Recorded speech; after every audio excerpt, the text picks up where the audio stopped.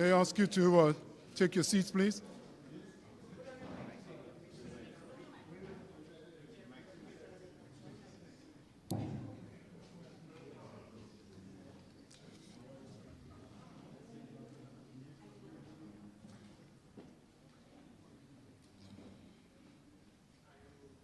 Good afternoon.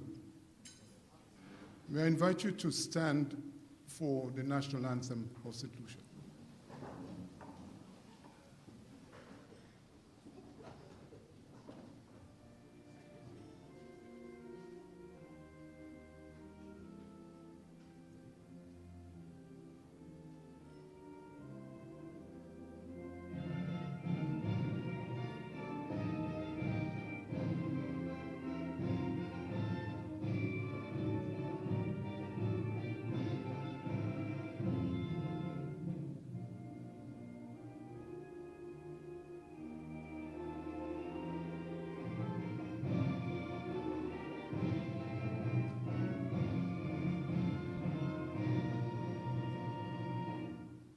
I invite you to remain standing as I invite Father Michel to deliver the invocation.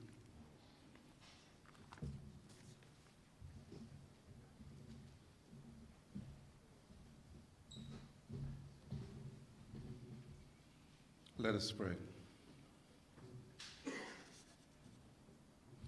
The wisdom of God is beyond imagining, and his goodness a boundless treasure. He unfailingly enlightens our minds, enabling us to share information, ideas, knowledge, and aspirations with each other. Father in heaven, we ask your presence among us as we gather here today to honor these media persons who have given long and meritorious service to our nation. By God's grace, we are privileged to come together for this happy occasion on which we celebrate their dedication, their capacity for critical thinking, and the work that they have done to inform, educate, and entertain us throughout the years. With God's help, they have persevered in their endeavors and won favor for their good work. For those who wish to follow in their footsteps, help them to seek after truth with diligence and passion in all that they do. God, guide and protect them as they strive to uphold with mercy and humility all which is just and right. Make them aware of the great responsibility that you have entrusted to them. As followers of Christ, may we all grow into his likeness, who is the way, the truth, and the life. Amen. Join me in praying the Lord's Prayer. Our Father, who art in heaven, hallowed be thy name. Thy kingdom come, thy will be done on earth as it is in heaven. Give us this day our daily bread, and forgive us our trespasses, as we forgive those who trespass against us. And lead us not into temptation, but deliver us from evil. For thine is the kingdom, the power, and the glory, forever and ever. Amen.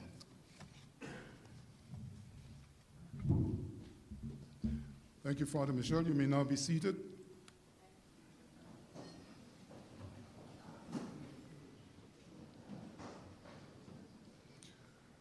Dr. the Honorable Ernest Hilaire, Minister for Tourism, Investment, Creative Industries, Culture, and Innovation, and we might add jazz, la wars, la marguerite, mass, emancipation.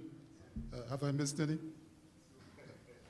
Distinguished honorees, Mrs. Marcia Symphorian, Secretary General for the Saint Lucia National Commission for UNESCO, Ms. Margaret Thomas, National Archivist at the National Archives of Saint Lucia, National Archives Authority of Saint Lucia, our sponsors, media colleagues, specially invited guests, ladies and gentlemen.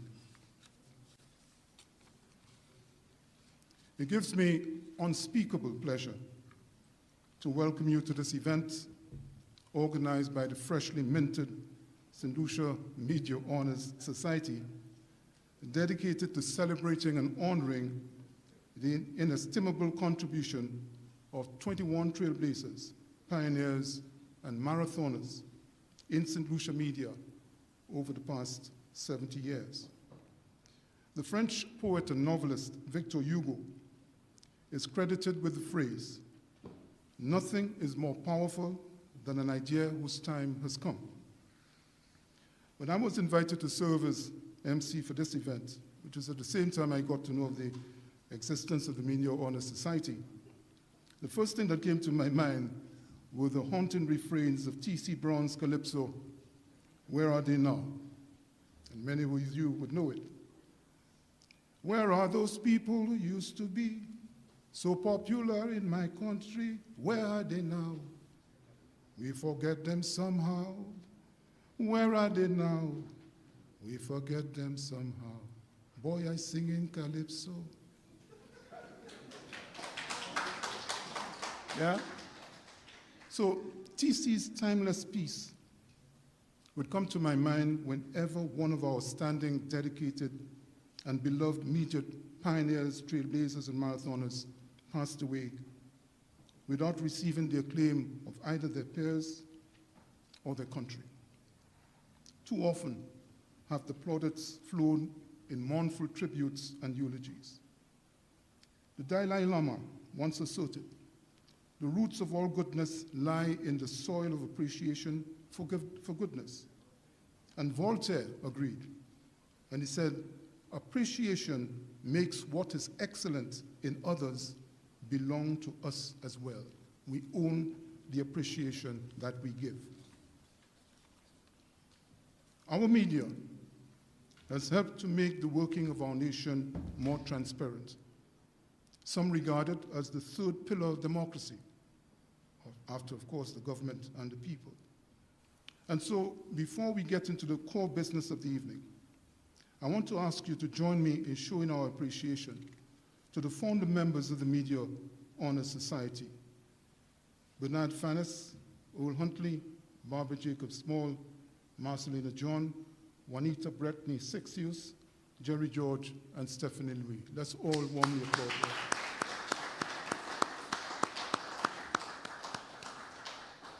I now have great pleasure in inviting my dear friend and sister, and I call her Lady Octopus by virtue of her multitasking competencies. Barbara, please come and say a few words to us.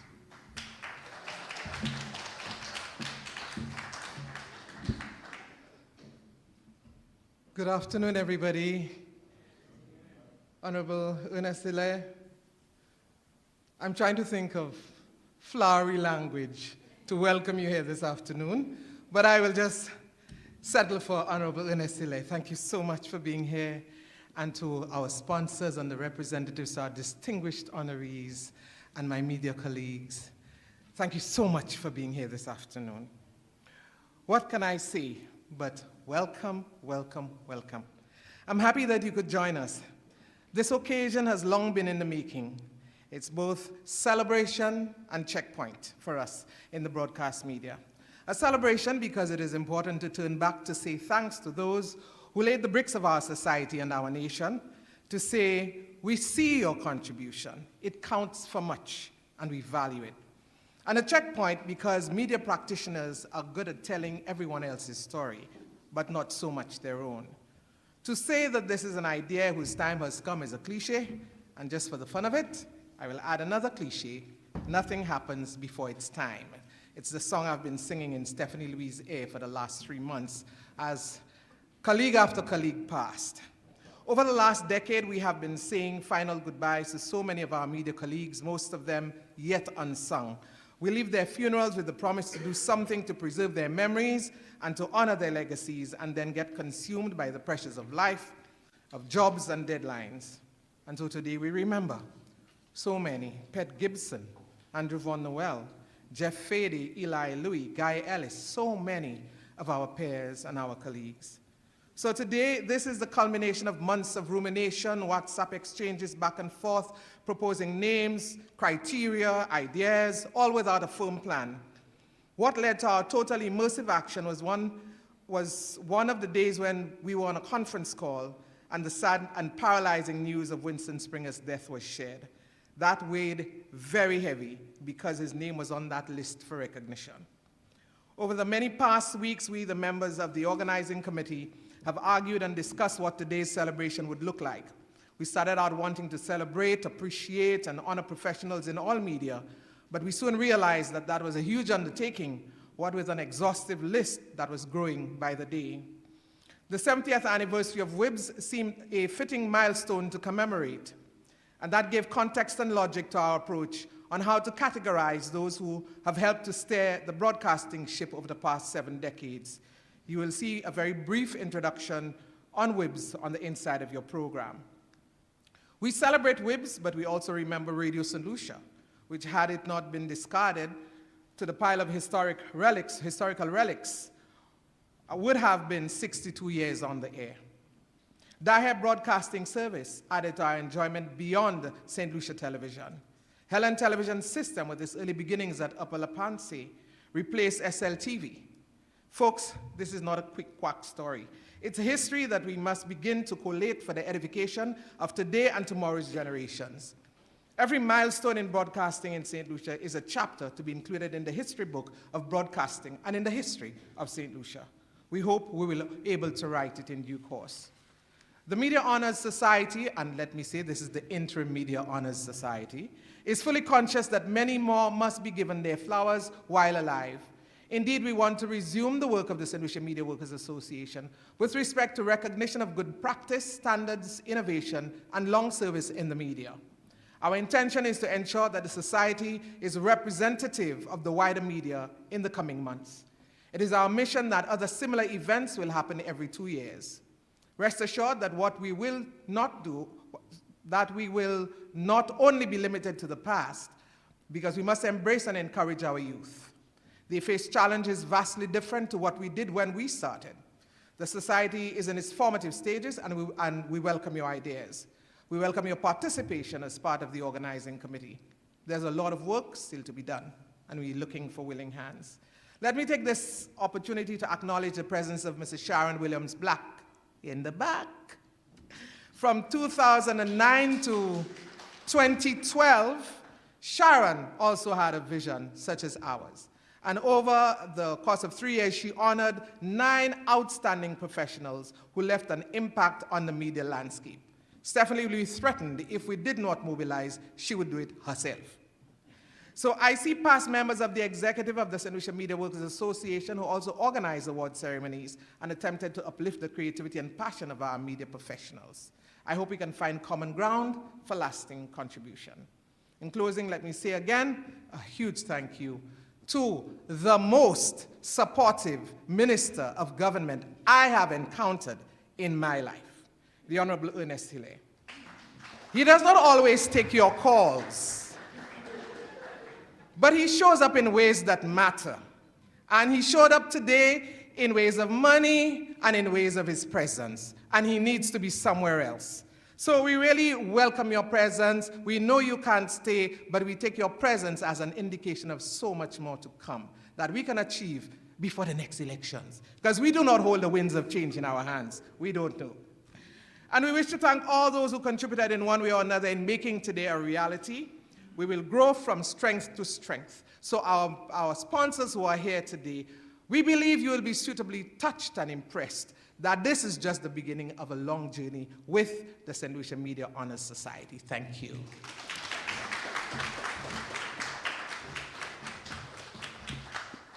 Thank you very much, Barbara. Well, Minister, I was all set to give you an introduction, but Barbara has done that far more eloquently than I can do. I just want to add that you also return WhatsApp messages. Although there's one outstanding.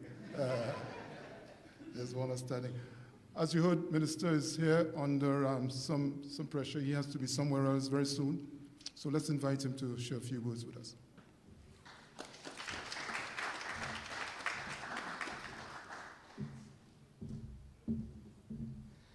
Thank you, Master of Ceremony. Good afternoon to everyone. I have a strange feeling, I must tell you. And so, permit me, I like to just speak my mind and say how I feel. I don't like to play games and Sometimes people can take what you say a little out of context. But today is a special day. It's really, really special. And let me see how I can, put all the little pieces together. I don't have a speech, and this is my 5th engagement for today. So you can imagine, I still have one more to go to. So you can imagine I wouldn't have had time to make notes. But Earl Huntley first called me about this event. And he said to me they were thinking of doing this, whatnot, and whether I would support it. And I told him whether I would support it. This is brilliant. I'd never heard of any such intention or proposed activity. In fact, I'm surprised to have heard all what Barbara said, how long that had been work in the making. I actually thought you all were so spectacular. You all did it in 2 weeks. But I didn't realize you all had been working on this for so long. So I told her, no, we have to do this. This is fantastic. And I'll tell you later on why I felt that way. And then I said, but Earl, don't rush it. No, let's do this thing properly. You see what you're asking me for? You're not asking for enough money. This thing has to be done properly, and it really has to be something grand and impactful. And I told him, go back and tell the team that. He came back and he said, no, they said they have to do it now, they have to do it, and he will revise it. And he did and asked for more money. I said to him, still, that's not good enough. That's not big enough. This has to be grand. And he said to me, no. They said they have to do it now. I asked, but why? Why y'all want to do it now? He said, well, people just feel it's a sense of urgency. And I understand that in the context of Winston passing whatnot. And then I got the time in for the activity at 4 p.m. on a Thursday. And I'm like, are y'all serious? Why 4 p.m.? He said, well, there are a lot of elderly geriatrics that are going to be there. So I was really glad to come in here this afternoon and see some of my geriatric friends like Ember Charles. And, so I didn't realize that I had friends, that would be classified as geriatrics, that they had to meet at 4 o'clock in the afternoon and not in the evening. But I did say to Earl, I said to him, do you know how much we spend on Peter Awards and on Sports Awards and on the Jimmys?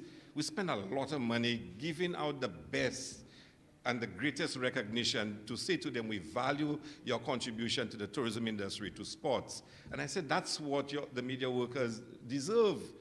We really need to, don't make it cheap. I'm not saying you're cheap, but I'm saying, let's make it something real powerful. And he said to me, no, we have to do it now. It has to be done. So I said, well, okay, fine, we'll get it done. Now, the reason why I feel that way is because growing up, you listen to radio a lot. I listen a lot to radio. So whether it's BBC, in the days you listen to BBC News, because I was that kind of person. I always want to hear news. I always want to hear some documentary. I had that kind of orientation. So I grew up hearing a lot of voices. I mean, Barbara knows she's one of my favorite people because, of her work in the media. Embert knows our long history. And on many persons inside this room, you grew up as a young man listening to radio and hearing those voices. And then you finally meet them and you're like either disappointed or glad. Because, sometimes when you meet them, you realize that's that person that's sounding like that. Because you hear voices, Margaret, Steele, and so many persons. You grew up as a young man in Saint Lucia, especially if you didn't have television at your home. Because you remember many years ago, not everyone was fortunate to have television. So you grew up with radio. And then, there's certain voices I cannot forget. Hoover Henry, is he wrong, eh? How could you not, any young man growing up in cricket and sports, not know Hoover Henry and describing a man eating a ball for 4? And then, and there's so many jokes about Hoover Henry and his descriptions of a cricket match. And where's Ryan O'Brien? Where's Ryan? Ryan, you growing up, the voices that you've heard growing up in St. Lucia. And it's part of the construction of who we are as a people, those voices, because they left their mark in our minds, whatnot. So we need to do what you're doing today, and you must be applauded for what you are doing today, because these individuals that nobody really focuses on have shaped St. Lucia in many ways. Some people have actually shaped it a lot more than that. Some people in here, at least one, may have even changed a government or two. So I won't call names. I've stopped listening to him, though. Because it's a little too early in the morning for me.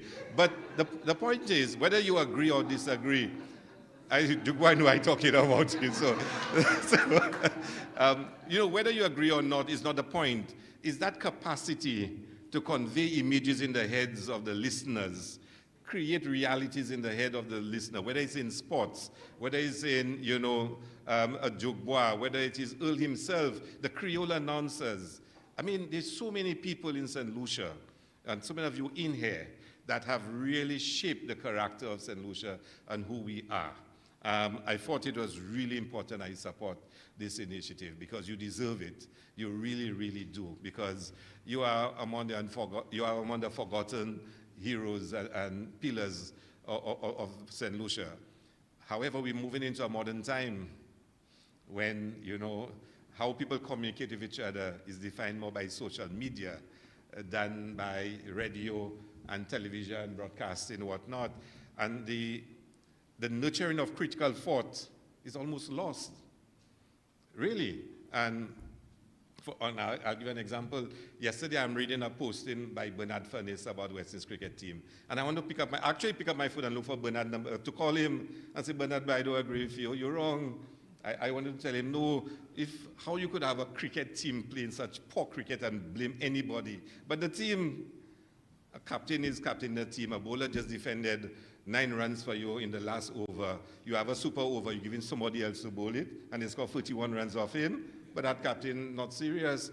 And then you send in batsmen in, you're not sending your 2 biggest hitters. You send in a stroke player and a big hitter. How you could ever win the game? You must blame the captain and the team, not anybody else. I wanted to call Bernard and tell him, your analysis is wrong, my brother. You understand? But and the point I'm making is, I was reading it, what Bernard said on social media. It was not listening to a Ryan O'Brien. It was not listening to a Irvin Henry talking about the cricket match. It was not listening to the traditional way in which you had an engagement on something as critical as West Indies playing the worst match in the history of West Indies. That was what. And I saw Barbara's response, and I wanted to then call Barbara, and tell Barbara how I don't agree with you there, Barbara. The best destination is really a nation. So if you want, okay. Again, what I'm making the point is, we need that critical thinking. We need that engagement. The Cletus Springer giving a commentary or saying something. You want that depth. Not that you agree with what the person is saying, but they tickle your intellectual thought process and you start thinking about what the person is saying. I told Barbara recently, Barbara made a comment, I think last year or so, at the awards at Government House about music, whatnot. And let me tell you, that lasted in my mind for months after a comment she made, because it was so deep. I don't think I agreed with everything she said, but it was such a powerful statement about our society and where our young people are going. And we need that. Otherwise, our society becomes a Vice society. We need people, media workers, people who can help shape and influence critical thinking. And I'm not saying agreeing with each other, but stimulating debate and discussion and reflection. That's how civilizations become great civilizations. And that is the role you've played over the years. Maybe, in a sense, social media is diminishing the role that you play, but there's still a role for the media workers to help shape our people's thinking, help shape our identity and who we are and who we think we are and where we are heading. So, from a personal point of view, I was really glad to be able to, as minister, support this initiative. And you can rest assured I will continue to give support for it. I think you have a responsibility to help the next generation. I'm not sure what the characteristic of the next generation, but we all have a role to play in shaping our next generation. I'm really pleased with what you've done this afternoon. Really, really pleased. And I want you to applaud yourselves because, trust me, this is fantastic. And I hope we have a great time this afternoon. I have to go on to another event, but I'll spend as much time as I can. And I want to congratulate everyone who will get an award, everyone who will be recognized. I want to congratulate you in advance and to say to you to keep up the good work that you've done. And persons like Bernard, I know that's doing fantastic work through Calabash TV and the other media houses to continue to do the great work that you're doing. We must not always agree with each other, but we must never stifle the debate and the discussion and the critical thinking and the nurturing of that aspect of our national development. So you are all heroes, every single one of you, because you've really helped shape Saint Lucia and what it is today. So thank you very much, and sorry for being so rushed. Yeah.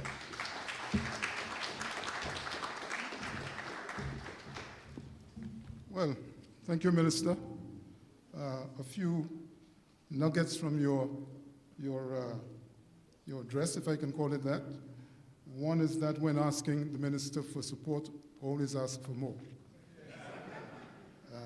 That's the first takeaway I took from you. But I want to agree with you so solidly on the point you make about a lot of people may not make the connection that I make between discourse, respectful, thoughtful discourse, and crime and violence. I see a very strong connection there, and I believe if we nurture respectful discourse among our people through media, then that will have a knock-on effect on the propensity of our people to wish to settle scores and settle debates and so on through violence. That's my connection. It may not be an empirically sound connection, but it's one of the things that I feel. Now, Minister, I hope you don't mind me putting you on the spot on this, but when did the weather system hit us? On Thursday, last week? Every time one of these events come to our shores, I miss Radio Saint Lucia. And I think we have gone far enough without Radio Saint Lucia, and we need to bring it back as quickly as the Media Honor Society put this event together. It's already digital. But it's you know, I try to listen to, scan the radio. In fact, I brought out one of my old transistor radios that I had for many years because there was no power in my house. And I had to be scanning, and I ended up on radio 105.3 FM. I got a little, tidbits of information here and there. Radio 100, Stanley, Lucian, and a couple of others.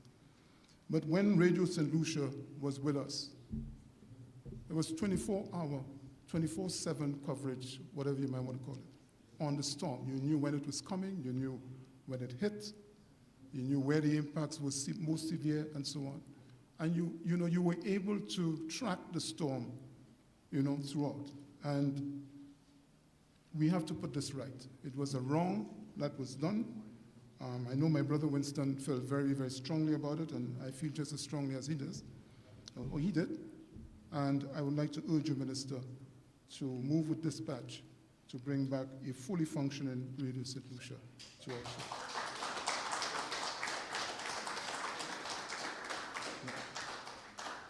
I want to ask you to keep clapping for our sponsors, without whom this event would not have been possible.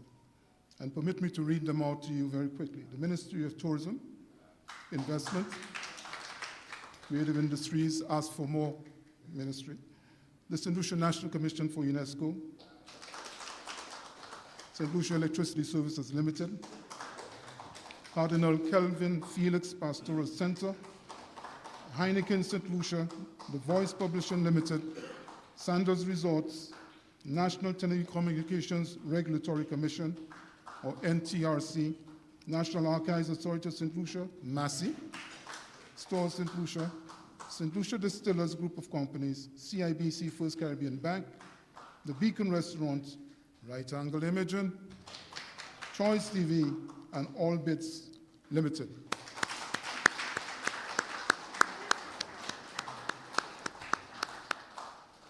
We have a short video.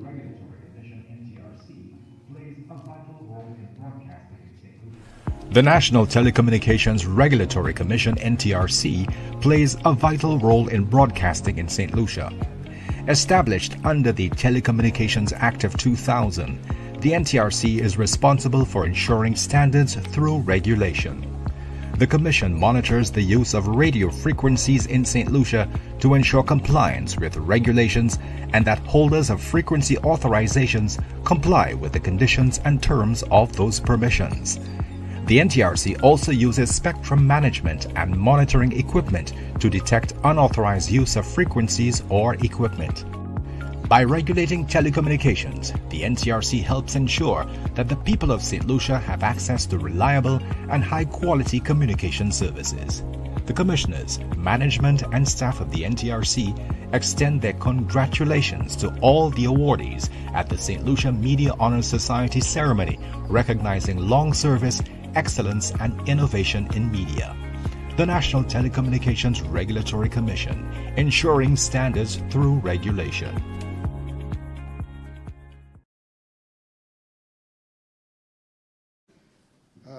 Etc., etc. So we now get to the meat of our event this afternoon. We now have the presentation of honors to our first set of honorees, the pioneers. They were the first in the broadcasting field in St. Lucia more than 40 years ago. They set the foundations and they trod the paths that had never been taken before. In whatever they did, they held the torch for others to follow. I now invite the Honorable Minister to join me on stage to present the honors to our honorees in the Pioneers category of our awards tonight. And our awardees are Mr. Winston Hinkson.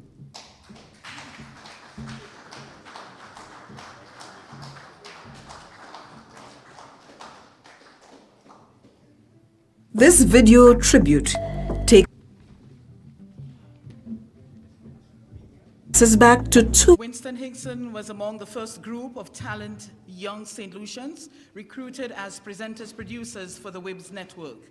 After his professional training at the BBC, he assumed the office as program assistant, which in effect was manager of the WIBS Castries substation. Well, it wasn't an office per se, but a desk in the middle of a small, cramped room that served as an on-air studio, office, and newsroom all in one. Each substations presented news and information happening in their respective islands, as well as topical issues that would be of interest to listeners in the Windward Islands.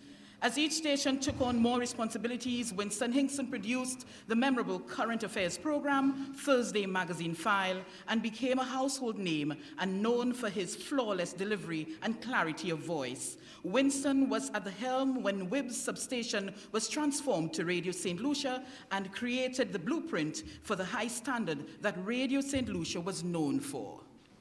Congratulations.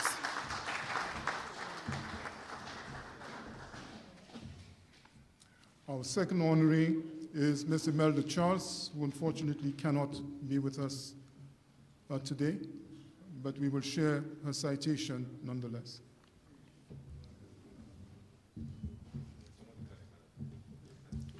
Marcellus Mann Miller will receive that award on her behalf.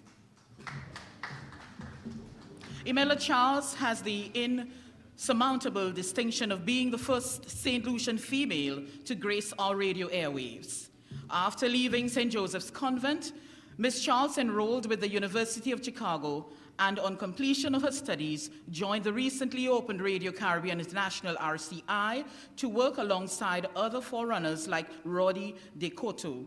At the time the station broadcast for 2 hours in English, she adopted her radio name, Cool E, for her on-air personality. Imelda is also known for another first, to become the first St. Lucian to be admitted among the first batch of students to pursue the freshly minted diploma program in mass communications at the Caribbean Institute of Mass Communications, CARIMAC, at University of the West Indies, Mona, Jamaica.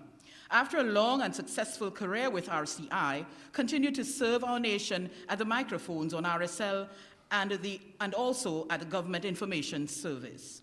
Thank you, Imelda Charles, Cool E, for your sweet, measured, and calm voice, which was a standard for other women aspiring to be on air at that time. Congratulations.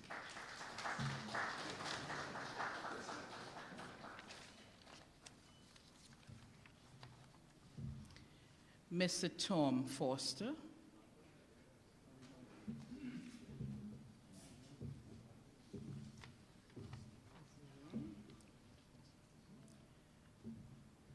Chief Technician at RCI for over 50 years, Mr. Tom Forster. He was responsible for the maintenance of the studio equipment and transmitting site at VG, and he did both with efficiency and expertise.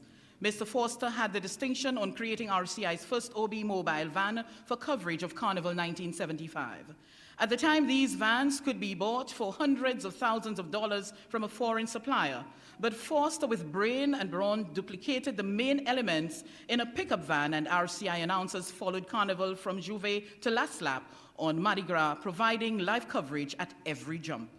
We pay tribute to Tom Foster, who was selected to study engineering in the UK with the media conglomerate Rediffusion with RCI was a part of for an engineering training course over a 2-year period. He finished that course in a year to the amazement of his managers, but before he returned home, he worked at several of the rediffusion stations around the world, including stations in Guyana, Trinidad and Tobago, and Barbados. Congratulations, Tom Foster.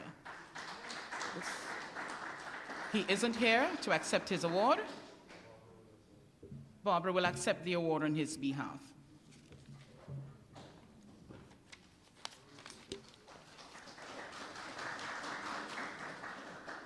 Peter Ephraim.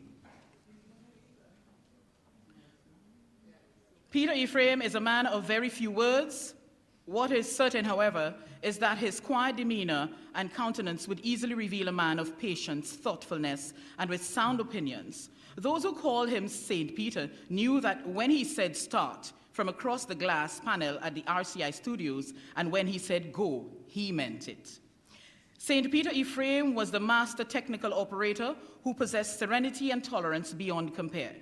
He gave of his knowledge and experience in equal measure to newcomers and seasoned practitioners alike. Peter's patience inspired confidence, and he demonstrated such belief in those who instructed to allow them a fast lane to learning to use the broadcast equipment at the station. It is estimated that over 101 broadcasters have sat at microphones at RCI, and Peter guided and assisted each and every one in finding their true voice.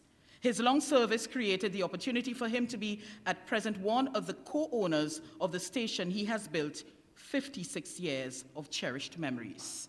We celebrate you, Peter Ephraim. Yeah, he is.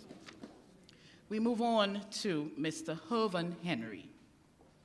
Although Hervan Hank Henry started his journalism career as a general reporter, his love for sports, boxing, and the martial arts that fired his curiosity and imagination for sports commentary, which he described as a gift from God.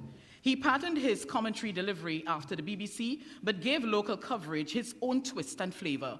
On hearing him give an exhibition of his skills, he was included on the commentary team for an upcoming Pakistan Combined Islands team, featuring the towering presence of the youthful Joel Garner on his way to becoming a cricket powerhouse.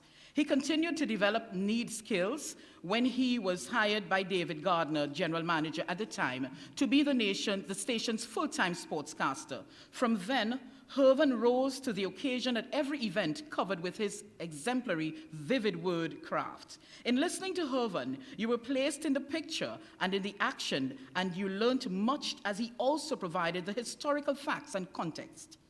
His dedication to excellence from the start ensured him a place on commentary panels in Trinidad and Tobago, Antigua, the Windward Islands, and Barbados. Congratulations, Mr. Henry.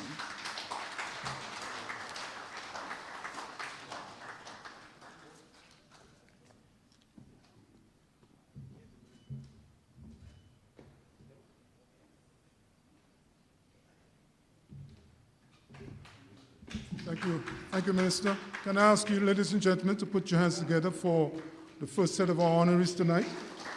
Winston Hinkson, Imelda Charles, Tom Foster, Peter Ephraim, and Hervan Henry. Tonight, we also wish to remember and honor the memory and contribution of Margaret Robert Steele.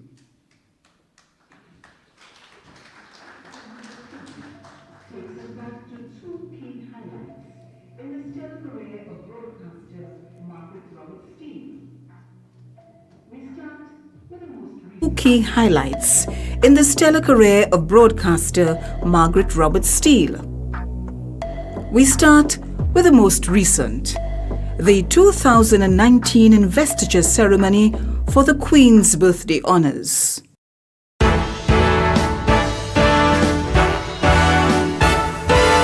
Investiture of Member of the Civil Division of the Most Excellent Order of the British Empire, MBE, Miss Margaret Steele.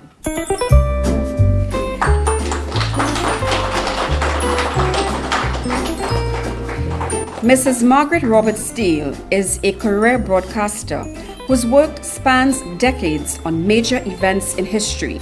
She joined the Windward Island Broadcasting Service in 1956 as an announcer and is trained as a Caribbean broadcaster, having attended courses in England with the BBC. She is experienced in radio productions, musical features, news reports, and as a commentator.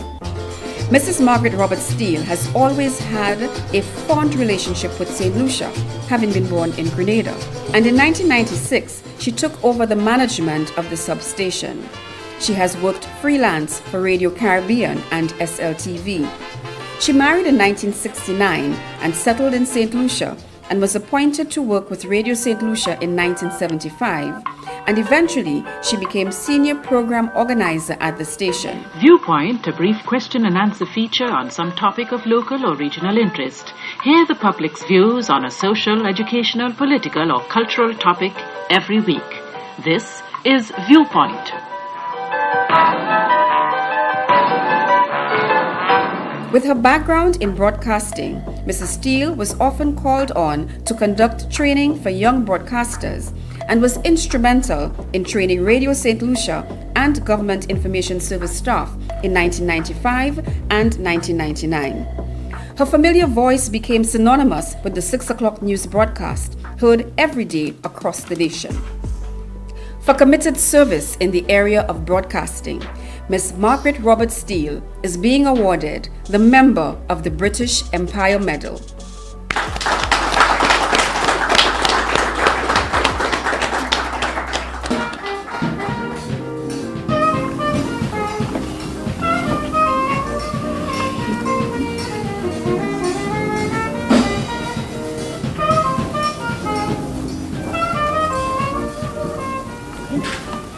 Still hear your melodious voice ringing in my ears. So does it in the air of everybody here. Well, it's your understanding, not it.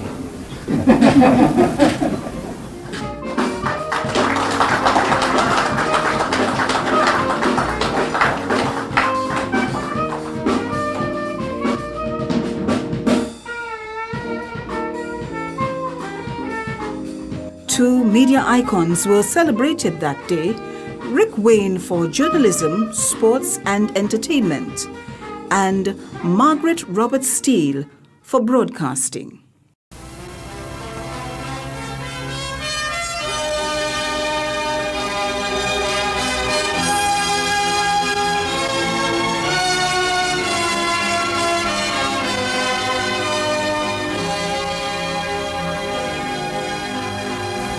This is the Mass site at Braidway Park, the site where His Holiness Pope John Paul II will celebrate Mass this evening.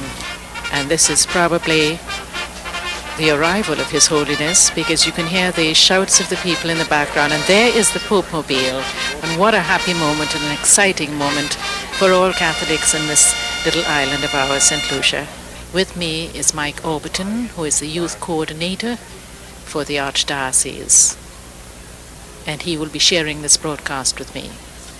There we have the motorcycle outriders escorting the Right Honourable Prime Minister, John G.M. Compton and Mrs. Compton. Her many years of training, her vast experience with live broadcast, and her soothing presentation made the coverage of the papal visit a masterclass in outside broadcasts. You're listening to a 700-strong choir. This choir is augmented by voices from the Uanora Voices, St. Mary's College, St. Joseph's Convent, and the Girls' Vocational School, and conducted by Sister Claire of the St. Joseph's Convent. Hope Mobile, still moving through the waving crowd.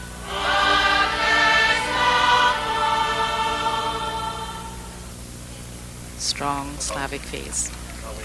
No different from you've seen him so many times, Mike. Yes, the crowd is now cheering vociferously, cheering the pontiff who has been awaited for so long. Saint Lucia, let our first thoughts be thoughts of praise and thanksgiving to the triune God, the Father, the Son, and the Holy Spirit. Dear young people, and all of you, dear brothers and sisters in Christ, I encourage you in these words of the letter to the Hebrews. Let us run with perseverance the race that is set before us. Thank you very much. God bless you.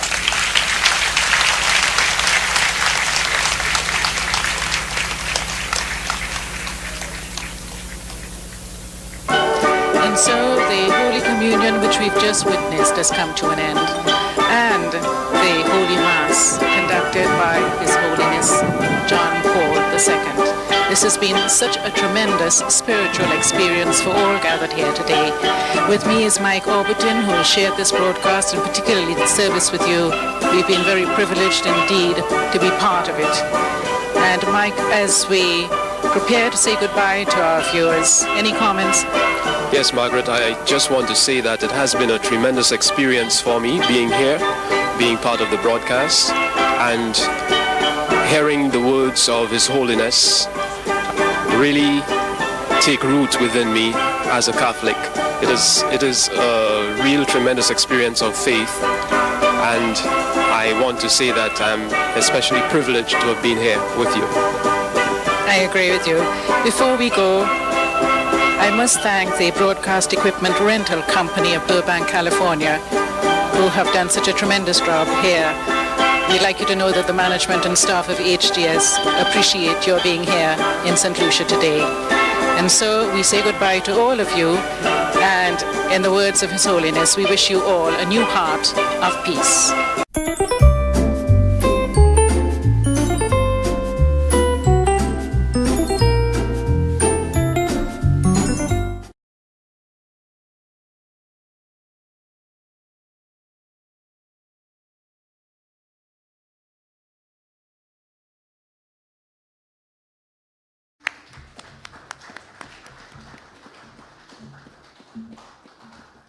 Very touching as well to see my good friend Mikey Overton in that clip. Some of you may know that, all of you will know that Mikey passed a year or so ago. A lot of history there in that clip. It was great seeing us again. So, ladies and gentlemen, I'd like to invite Winston Hinkson, one of our honorees, to deliver some acceptance remarks on behalf of the Trailblazers, the pioneers, I beg.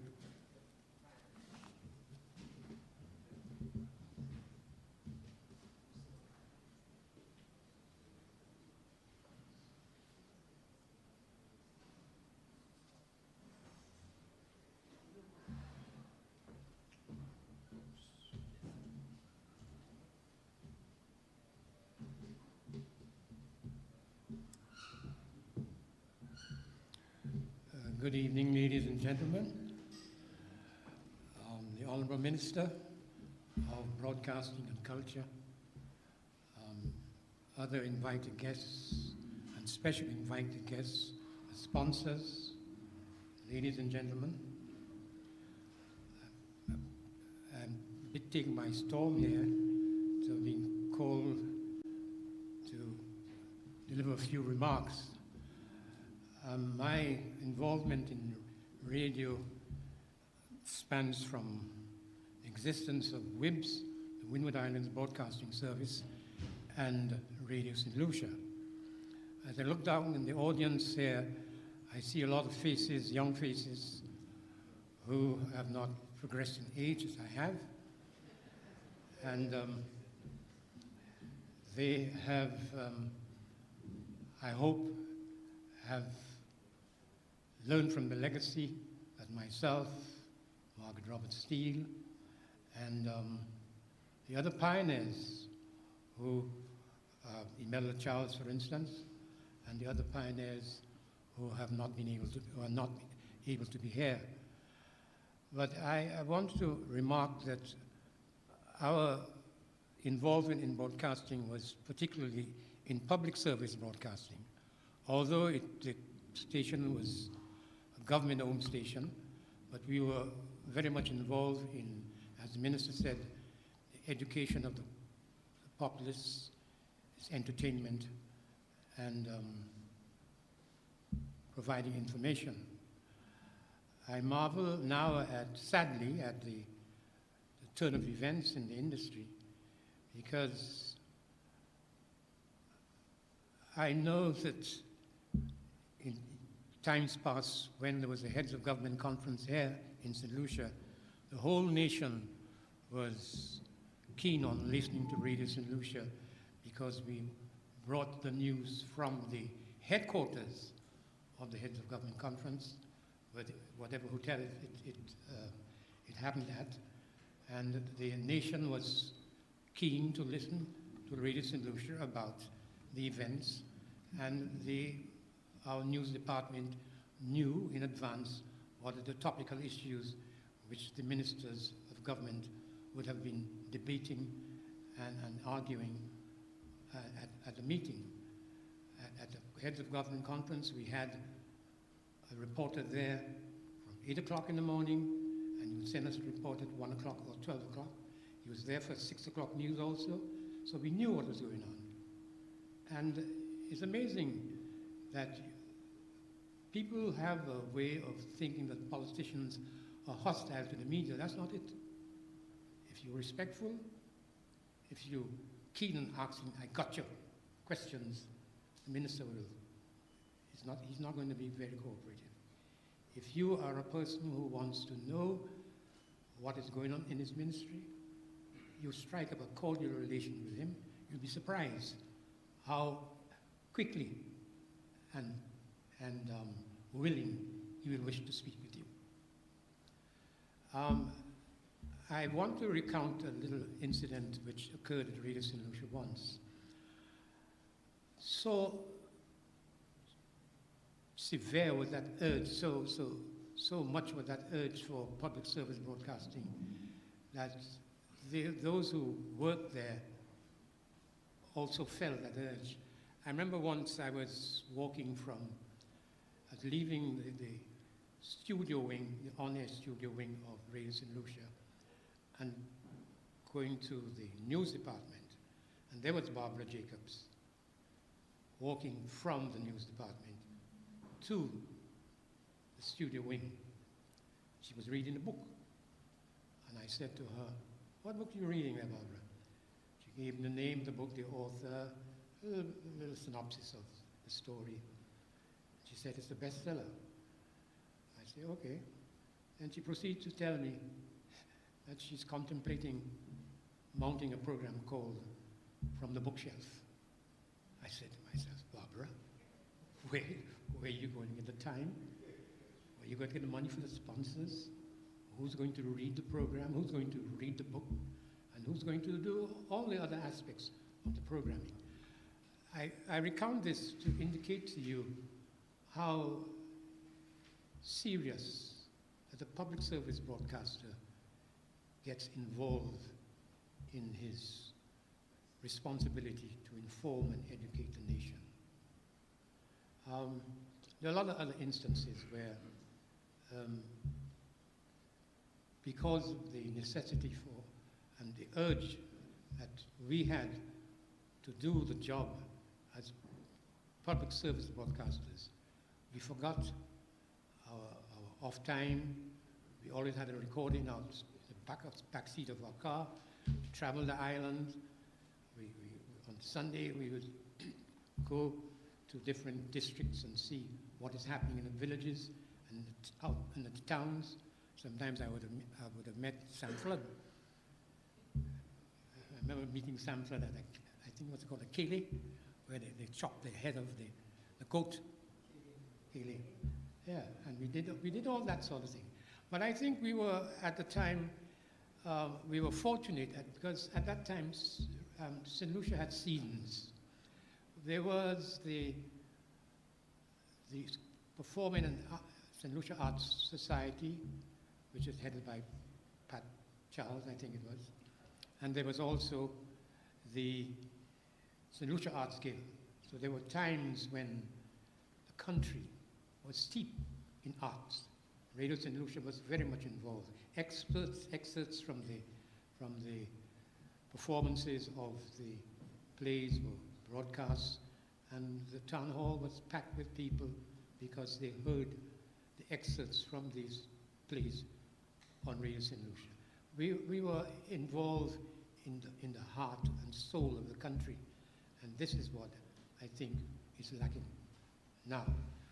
I see some of our old stagers, like, I haven't forgotten the technical men of the technical pioneers in industry, like Steve Hanius, and I can't remember the names now, my institutional memory fades me now. But what I'm saying to you all now, Jerry George, Barbara Jacobs, who else is here? It's about time you all reopen Radio St. Lucia. Take it over, radio. I'm not suggesting a coup. Get Radio St. Lucia back on the air. It has a responsibility which has never left the memory of the country. It has a responsibility which has never left the memory of the country, particularly when there's a hurricane or when there's a disaster.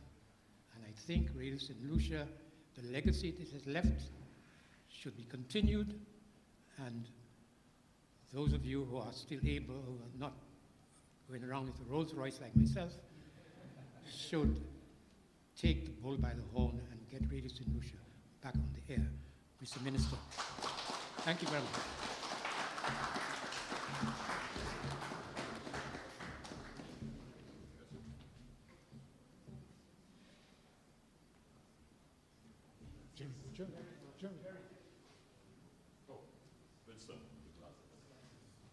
Thank you so very much, Winston. We could listen to you for forever and ever, because that took us back down memory lane, and you gave us a very poignant appreciation of the role of Radio St. Lucia in the heart and soul of the country.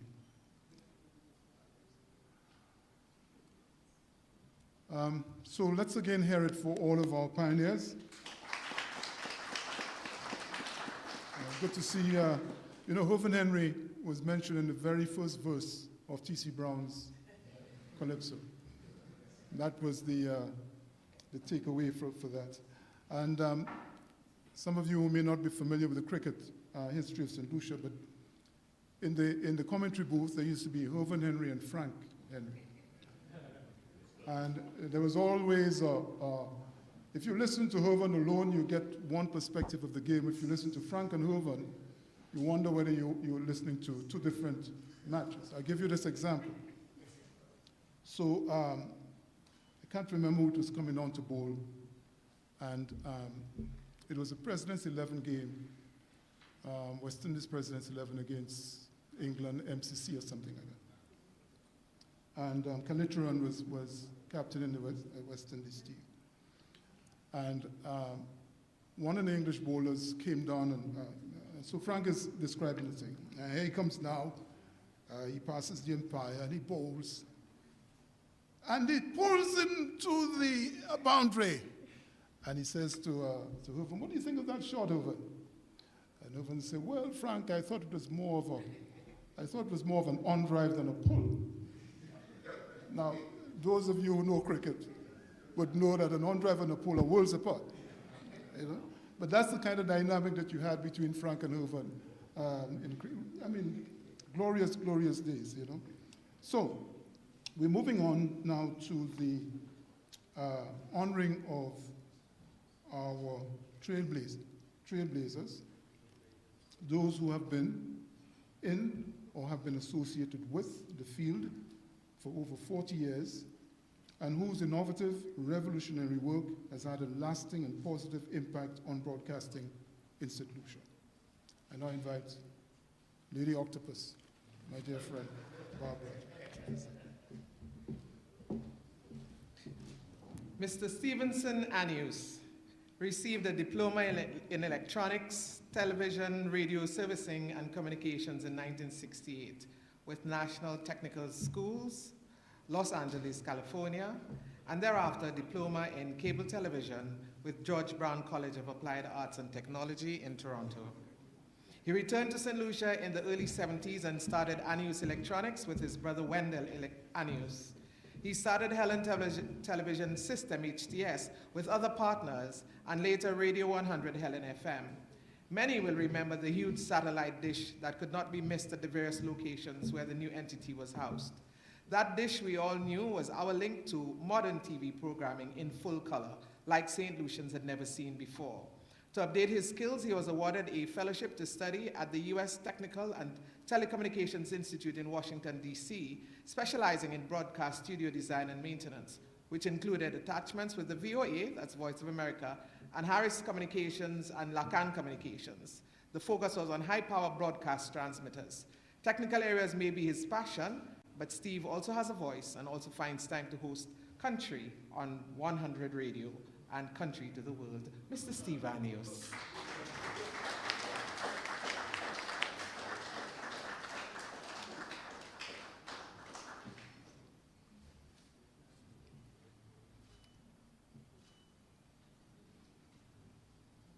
Let me invite Ms. Linda Dahe to make her way to the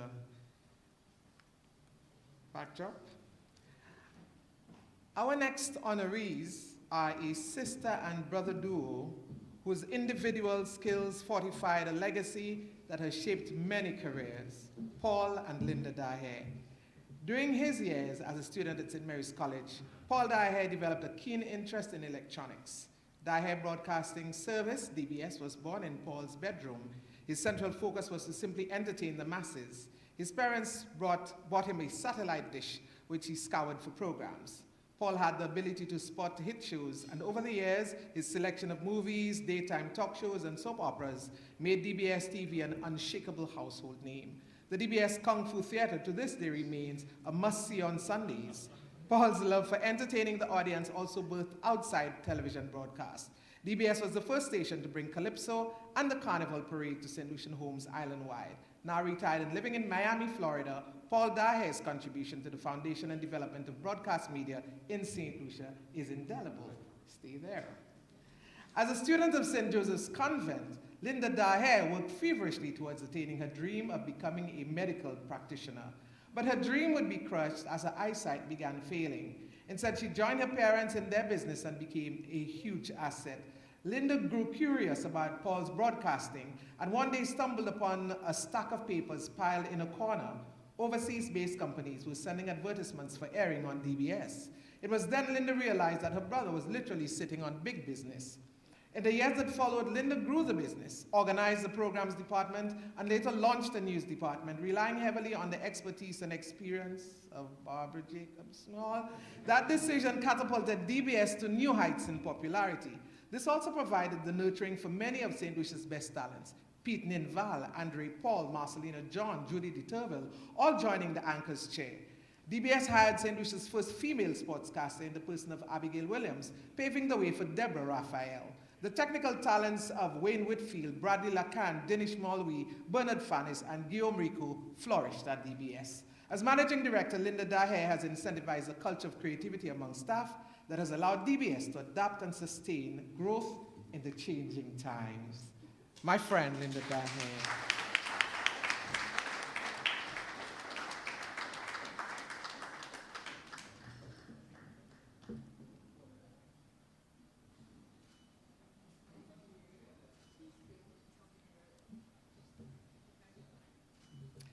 Mr. Linford Favory. Linford Favory started his career with the Saint Lucia Broadcasting Corporation, Radio Saint Lucia, in 1976 as a technician, where he worked as part of a team headed by broadcast consultant Ray Smith in commissioning the new Radio Saint Lucia. This marked the transition from the old WIBS to the new RSL at Mount Fortune. He went on to an attachment at the BBC Engineering Training Centre in the UK, where he pursued studies in broadcast transmitters and radio studio design and operation. On returning to St. Lucia, he headed RSL's engineering department until 1986, when he resigned to take on full-time duties at Helen Television System. Mr. Favory is one of the 4 founders of Helen Television System, HTS. This company was formed in 1984. HTS later launched Radio 100 in 1998. Mr. Favory was instrumental in the formation of Helen IT, the first call center in St. Lucia, as well as Spectra, a wireless cable and internet company. Mr. Favory has championed a number of initiatives to generate and promote Caribbean programming among member stations of the CBU, with particular emphasis on the OECS. He served as a Vice President TV at the Caribbean Broadcasting Union. He is a past president of the St. Lucia Chamber of Industry and Commerce and Agriculture. Mr. Linford Favory.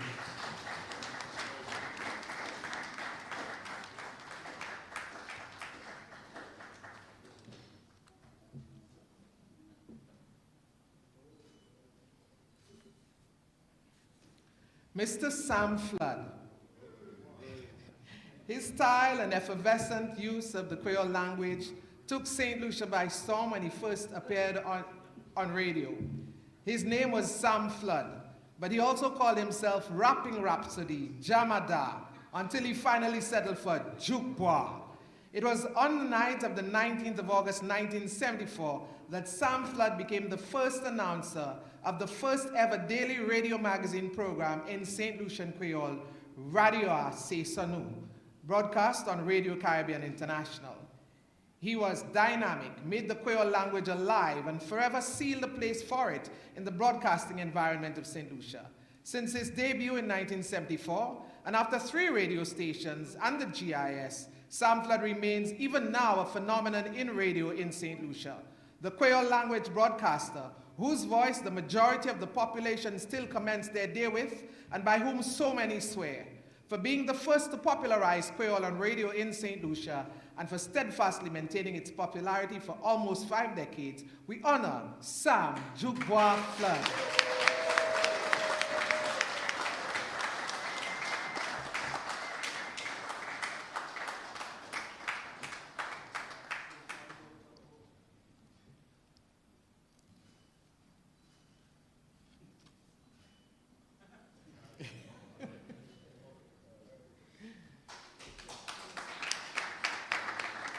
Mr. Jeremy George.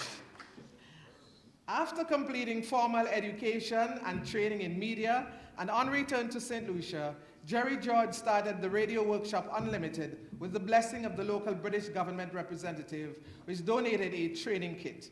The kit included material to teach aspiring young broadcasters the rudiments of professional broadcasting.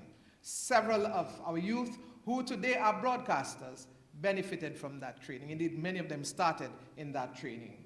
Mr. Jerry George found his calling as a trainer. Jerry's love for programming and production is only outmatched by his passion for training. For the 44 years he has been in broadcasting, sharing knowledge, working to uphold standards, and providing opportunities for others to obtain the skills of broadcasting has been a passion. To date, Jerry has organized, conducted, or participated in nearly 3,000 training workshop sessions, not only for broadcasters, but also for teachers, principals, police officers, public servants, etc.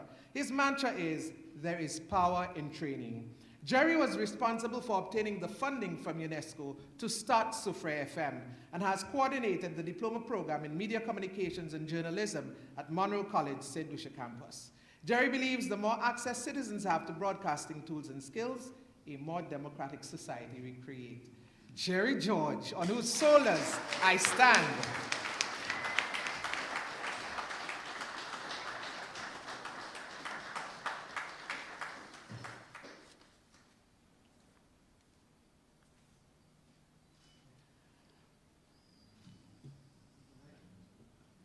Mr. Earl Stephen Huntley. He took an idea and turned it into a revolution in radio in St. Lucia. It was Earl Stephen Huntley who created and produced the Creole language program, Radio Ase Sanu, the first ever daily Creole language magazine program on radio in St. Lucia. The idea behind it was that for radio to be an agent for change and development in St. Lucia, it had to communicate in the language of the people. And Creole was the language of the majority of the people in St. Lucia, particularly its rural communities. Even though colonial attitudes made it unfashionable among the educated classes and almost unheard of on radio and officialdom, Radio Ase Sanu was an instant success, and it gave the Creole language acceptability on radio and permanency in the broadcast media in St. Lucia. Earl Huntley has gone on to produce and present several other novel radio and TV programs in St. Lucia and regionally, notably another Creole language program, Leve Saint Lucia, for Helen 100 FM. But it is for creating the foundation of Creole language broadcasting in St. Lucia that Earl Huntley is being honored today.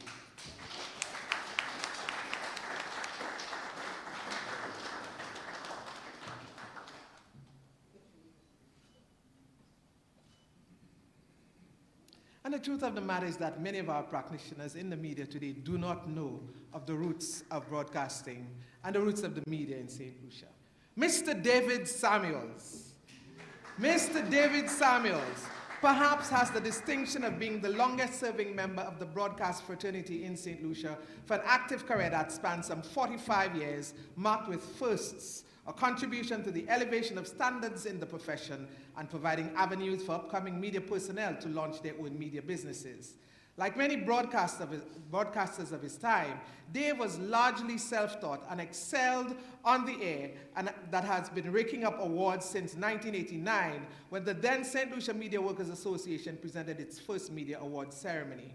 He founded Dave Samuels Productions, DSP, and became the first St. Lucian to run a full-service PR and broadcast production company, attracting business not only in St. Lucia, but also the rest of the OECS. When the company folded, there were 12 St. Lucians employed with DSP. Several of them at the time started their own companies. Before his retirement from active broadcasting, Dave was regarded as a respected talk show host on both radio, Coffee Break, on RSL, I believe, and on TV, Mr. Chairman. He has published a book with details of his broadcast challenges and successes, My Story, My Voice, and what a distinguished voice. David Samuels received the St. Lucia Medal of Merit for his long service in broadcasting. Dave Samuels. Peter. Peter.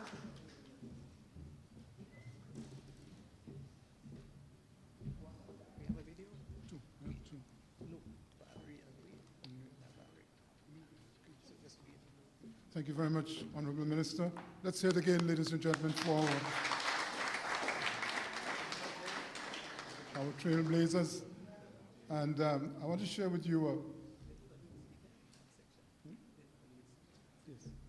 we just getting some words of wisdom from Barbara. I remember one night I was listening to Sam Jukwa Flood's call-in program. And the discussion was about the spate of prisoners that had run away from the prison, broken out of the prison. And people were getting all flustered with the spate of these incidents. So Jukwa opened up the microphone, and this lady called in. And she said, Jukwa. And Jukwa said, eh? Jukwa. Parle, nakuto, parle. So she says, Jukwa, où est Baïsa? Vous en avez juste couillé sorti de l'argent quand il fait ça, il voulait avec. Si vous êtes moins pour Jukwa, right? Ça m'a dit qu'il fait. N'a cassé la main gauche, avec n'a cassé jambe droite, n'a mettez off balance.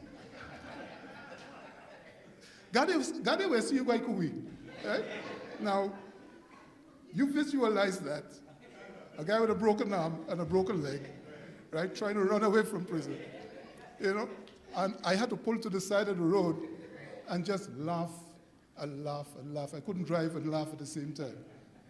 But that was the theater that Jukwa created on his programs. We now want to go to a third part of our event tonight and to remember in video Mr. Wayne Whitfield. We honor and remember our Managing Director, Wayne Richard Whitfield.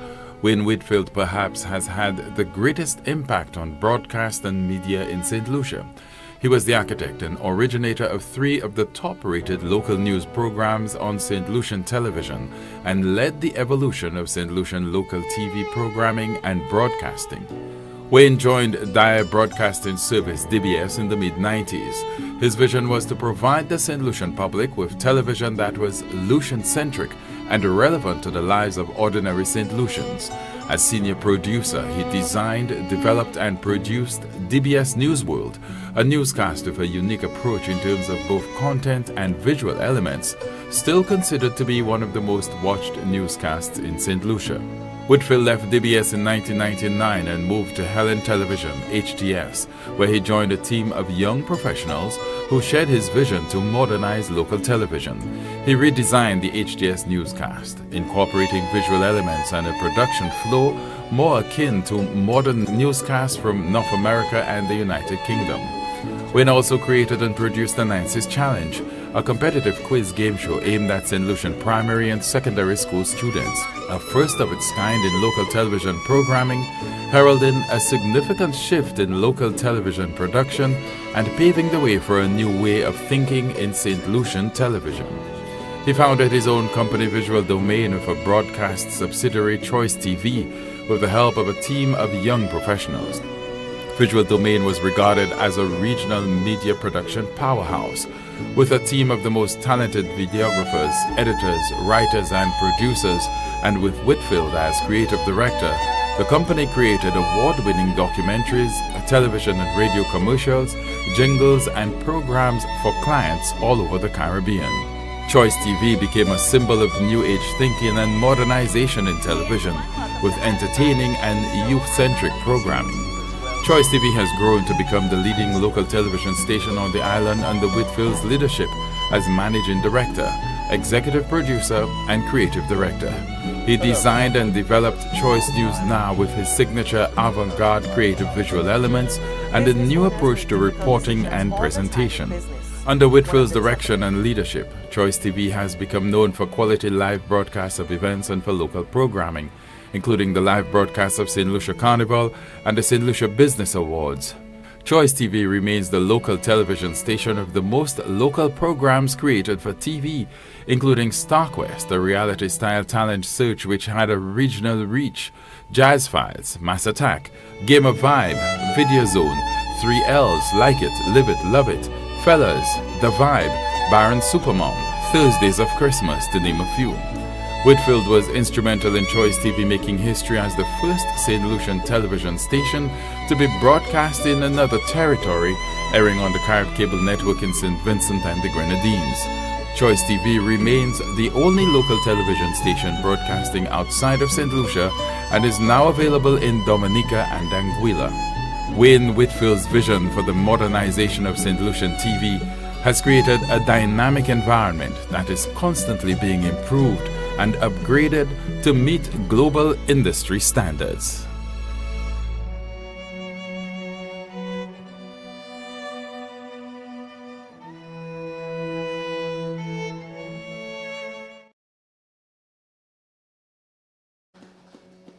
Thank you. We also remember fondly Valerie Albert Favre. We don't have a video tribute to Valerie, and perhaps we don't need one, because her memory resides in our heart. She was a tour de force, Valerie was. She was a pillar of philanthropy in St. Lucia. She gave her time and energy and love to so many causes. Valerie was everywhere at the same time, ubiquitous in many respects. And we know that she would have been with us today, very much a part of the organizing of this event. And we say to Linford, who is here and whom, with her, the two of them formed an imposing partnership. we say to you, Linford, that we will remember Valerie always with a prayer on our lips. Let us bow our heads in memory for Valerie and Wayne and Margaret Robert Steele and Winston Springer, whom we will honor shortly.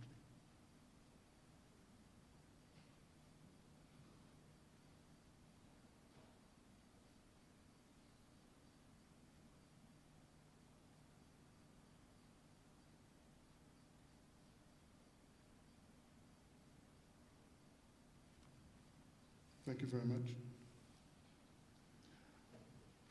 And now, ladies and gentlemen, we have a short musical tribute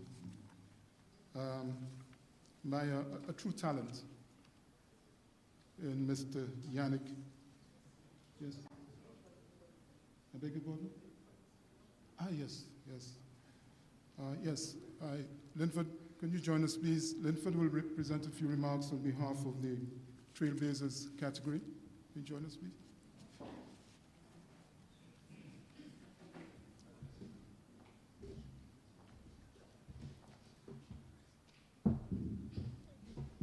Thank you, Master of Ceremonies. Honorable Minister, fellow media workers, media colleagues, I first of all want to really compliment the organizing committee for putting this together. It's something that we've spoken for a long time and just never got off the ground. So your ability to pull it off really speaks wonders. Job well done. Job well done, guys.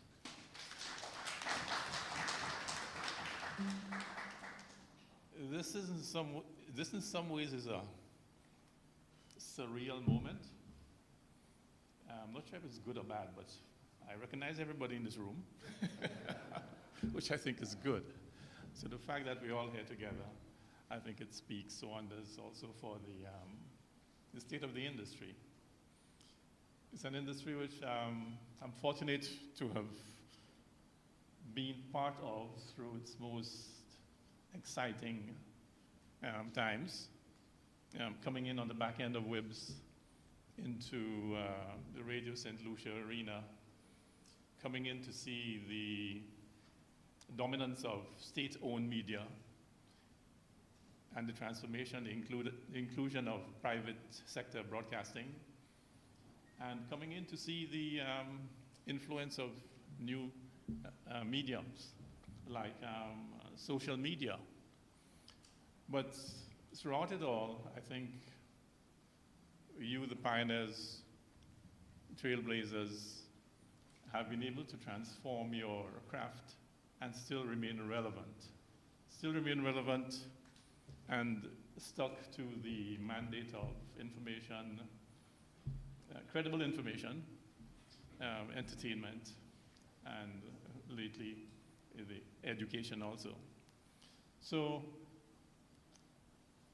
we're going into some interesting, uncertain times, but we are as uncertain as to where the media is going tomorrow as WIBS was 75 years ago.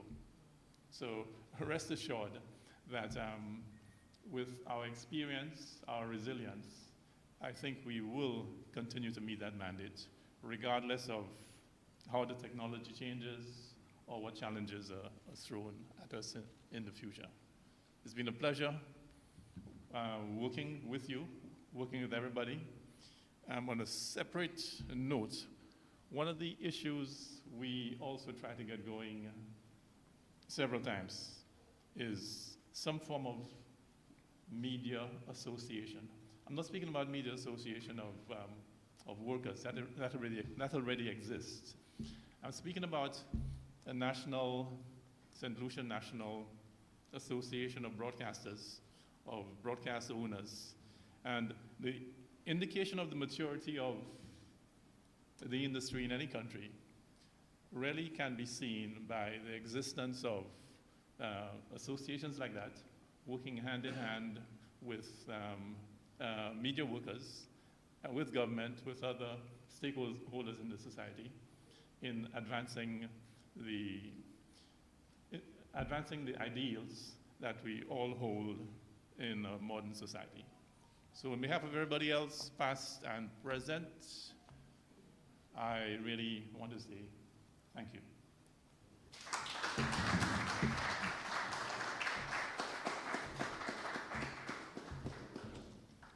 Thank you very much. I really want to utilize the minister's limited time left with us before he leaves. And so what I would do with Yannick, with your permission, is to defer your performance, which we're all looking forward to very anxiously, and to allow us to do the presentation to our marathoners tonight, so the minister can present these words. The marathoners are those who have been in the broadcasting field continuously for at least 40 years and whose service has been commendable. They have remained steadfast in broadcasting, they have weathered the challenges, they've stayed the course, and they've made positive contributions in their respective areas. I invite Ms. Marisule to present the citation.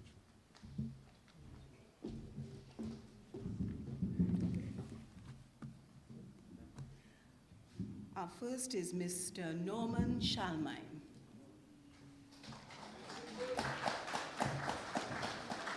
Norman Shalmine, as a young man, joined the public service in the Ministry of Health. In 1979, he was transferred to the Government Information Service when his tremendous skill in electrical and technical matters were observed. He had no media training and learned his craft along the way over the many decades of service. It was the year of independence, a turbulent time, and the government knew the importance of using information as a tool to convince the citizens that independence was necessary for nation building. His skills were utilized to go around the island in a vehicle, record events on a basic recorder and later a camera, and then return to the studios to package them into programs and distribute them to Radio Saint Lucia and Radio Caribbean. The people all over the island heard and saw themselves for the first time. Independence was packaged to them in that way, and Shalmine's technical ability was at the center of its influence. That was the reason he was recruited in the first place and worked on all significant national and sometimes historic events. There is a famous story that once, while out in the field, he fell along rugged terrain with the camera up above his head. The example showed that he respected the sensitivity of the tools of his trade. When asked how he was able to survive so many change of governments and seen as useful to all of them, Charlo's response was that when he joined the service, he swore an allegiance to serve his country and not any government.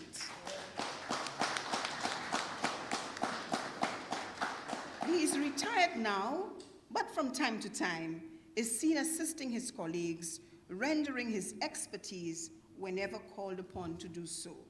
Ladies and gentlemen, Mr. Norman Shalmine.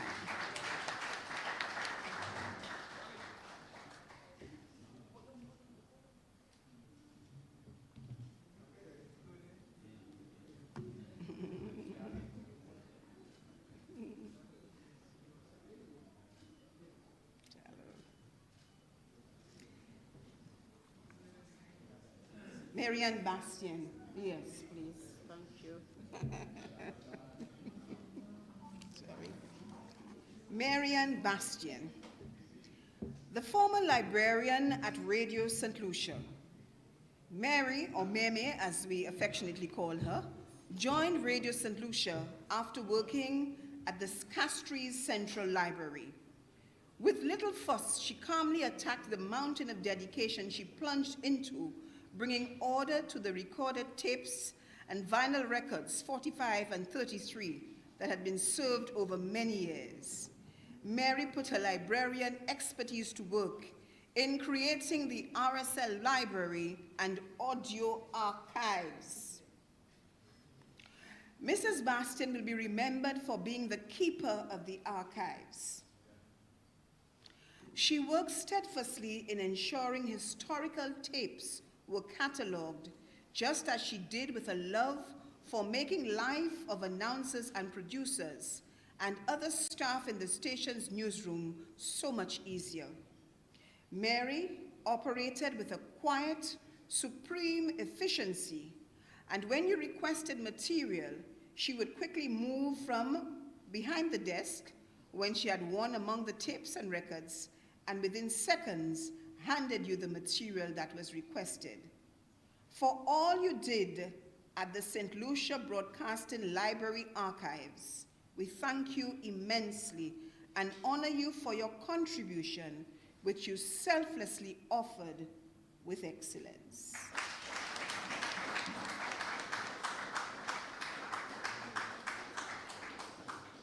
And we pray that the archives will be saved. We pray that the archives, St. Lucia's history, will be preserved and saved.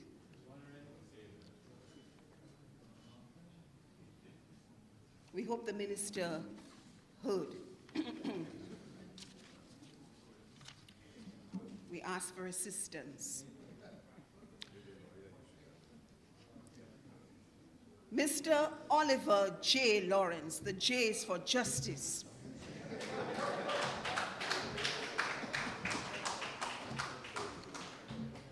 Oliver Lawrence joined the St. Lucia Broadcasting Corporation around the same time the station was closing down operations at the most inadequate facility, the small all-purpose room situated around the corner from the House of Parliament at Government Buildings, Labrie Street.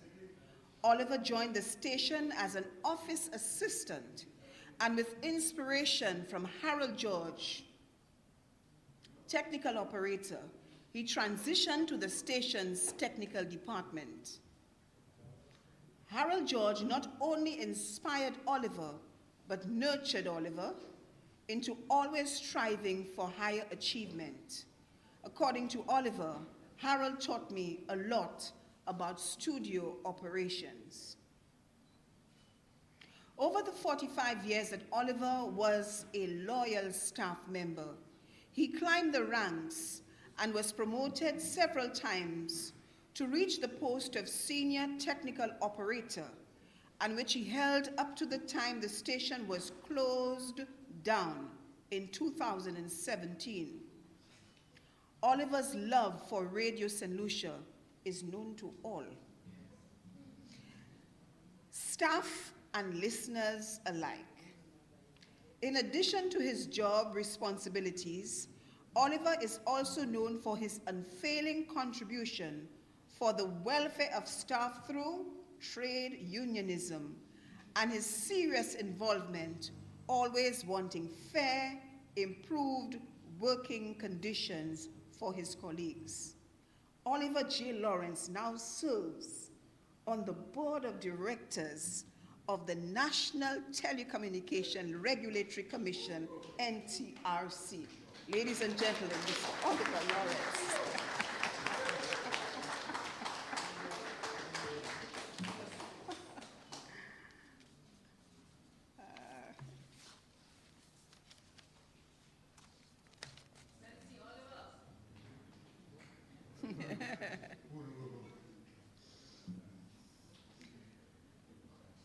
Merciless Man Miller, the real killer.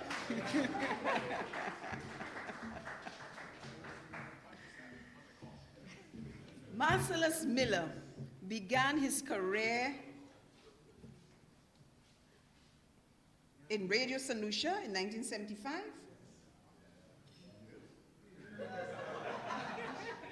Presenting a program called Youth Stimulus on Radio St. Lucia, which was organized by a group called Tomorrow's Children that included Jerry George, Miller, and Egbert Lucien, who introduced Miller to radio. When there was need for a Creole language announcer for the program, Marcellus Miller easily filled that role. From the youth program, he went on to occasionally present a nighttime music program at RSL, Late Date, and sometimes filled in for the regular queer language news announcer, George Sherry. Miller then spent a few years at the Government Information Service, presenting queer language news, and then, in 1981, he received a call from Radio Caribbean International to present Radio C'est Nous, the mother of all queer language radio programs in Saint Lucia. Marcellus Miller restored the popularity of Radio C'est Nous, and for 40 years, he kept the queer language alive on Radio Caribbean International. But Marcellus has always been versatile and also presented several other English language shows on Radio Caribbean, finally retiring from Radio Caribbean in 2021.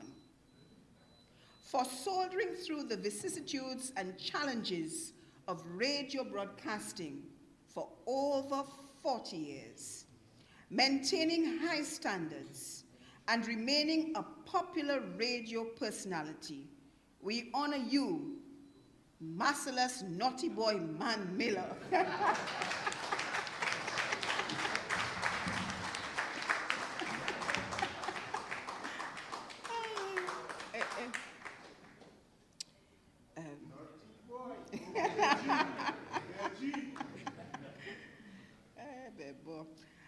Yes. Our next recipient will be Mr. Ernie Sion, who is joining us thanks to always technology. He's joining us via live stream. So here goes, Ernie. After graduating from St. Mary's College, Ernie Sion's first encounter with the local media was at the Voice of St. Lucia, where he worked as a news reporter. But having developed an early preference for the broadcast media, he joined the Radio St. Lucia at his first broadcast location in the government buildings, where he worked alongside news editor Gregory Regis. A couple of years later, he did a news production stint at the St. Lucia television service alongside broadcaster Jeff Fady. After completing studies at the University of the West Indies in Jamaica, he joined the St. Lucia Broadcasting Corporation as the station's news editor, where he remained for close to 10 years. With the closure of Radio St. Lucia for several weeks due to periods of industrial unrest, he turned his attention to regional journalism and at different stages worked as a news correspondent for a slew of regional and international media. They included Radio Antilles, the Caribbean News Agency Cana, the Voice of America, United Press International, the New York Times, and more recently covering the region for The Economist International, EFE, the leading Spanish news agency. Sion also single-handedly dabbled for 2 to 3 years in the production of the St. Lucia Advocate newspaper in concert with the parent publishing company, the Barbados Advocate. Sion also found the time during his tenure as a journalist to extend his writing skills into the area of public relations work. He teamed up with several local and regional companies, including Helen Air Corporation, Air Jamaica, British Airways, Wibdeco, Sandals International, the Rodney Bay Marina, and the Bank of Nova Scotia, to name a few. He has traveled extensively during his career as a journalist and has maintained ties to leading regional and international media organizations. Ladies and gentlemen, Mr. Ernie Sion, who is unable to be with us due to the unavailability of a flight, but we assure you that he has joined us live stream. Mr. Ernie Sion.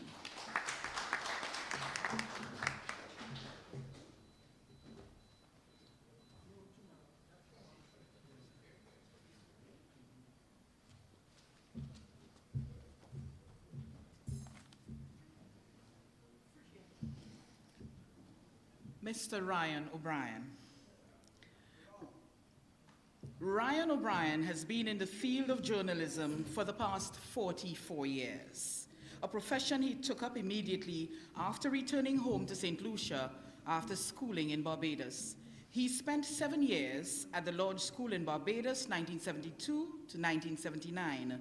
The school gave him his early grounding in sport.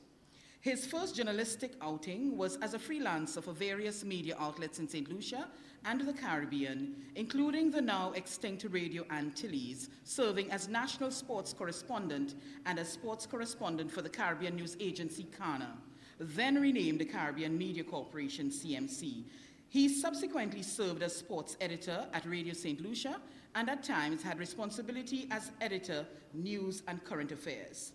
In 2004, his experience was tapped by the government of St. Lucia with an initial stint of 10 years at the Government Information Service, the latter years as head of section responsible for the programming of the National Television Network, NTN. He is presently continuing his service in the Ministry of Youth, Youth Development and Sports. We congratulate you, Mr. Ryan O'Brien.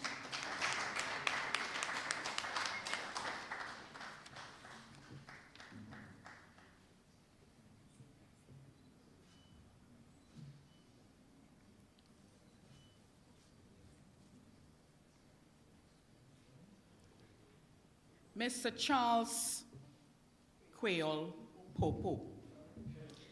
Mr. Charles Popo joined Radio Caribbean International RCI in 1969 and served in the capacity of technical operator for over a decade. He afterwards joined Radio St. Lucia, the nation station. He expressed his interest in Creole broadcasting to then Executive Chairman Hunter J. Francois. Over the many years at RSL, he impressed listeners with his unmatched dedication to covering Laos, La Marguerite, Solo, Sewinal, Abwe. For nearly 20 years, Popo traversed St. Lucia from north to south and east to west, and all in between he recorded Creole folk music. He interviewed many chanteuses, king and queens of the flower festivals, Laos and La Marguerite, and musicians who played in the bands that accompanied them. This earned him much popularity at first and then respect. His storytelling of how he interviewed La Diablesse, the Gade, and Gage, etc. is for another time and place, but what fascinating tales they were. For his love for the people of St. Lucia, his untiring service to push forward St. Lucia cultural traditions and Creole music, using the tools of broadcasting, and for his service to the people of St. Lucia as a Creole broadcaster, we recognize Mr. Charles Quayle Popo.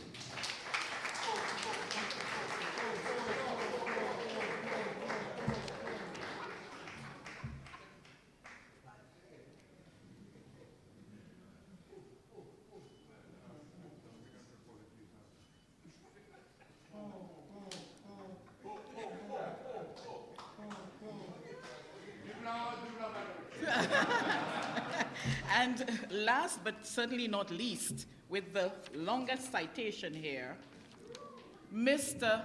Andre Paul.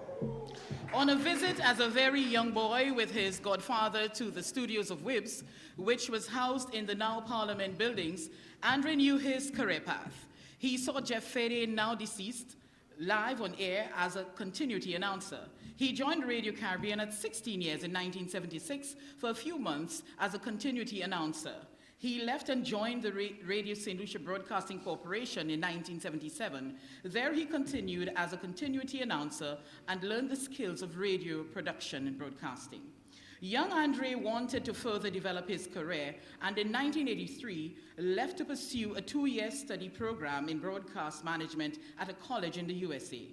Upon completion, he returned to Radio St. Lucia. He soon developed his own on-air personality, the music conqueror, and his rich, clear baritone voice placed him in good stead to become the morning man for the national radio station. He read the news, developed programs, but his mark as one of the best on-air personalities was undisputed. In 1987, he was the presenter of his HTS's Evening News, and then in the early 90s, he joined in Radio 100 as their morning man. He prides himself as only being sick for only once in his whole career, and had never been late or absent from his scheduled shift, he was disciplined and reliable in executing his job. Among the programs he is noted for are his popular talk show, What Makes Me Mad, Out Goes In, and before that, the TTT show, the Top 20 Tunes of the Week on RSL, where he replaced David Samuels as presenter. He also co-produced Caribbean Bridges, a regional radio link-up program. He has used his talent to further social causes. One example was when he raised on his program the sum of $90,000 in aid of a young boy who needed assistance. He organized marches calling for the establishment of the Men's Research Center and a march against violence in the society. Andre Paul is a well-known household name in St. Lucia, synonymous with the discipline, creativity, inspiration, and service, all hallmarks of great broadcaster. Congratulations, Andre Paul.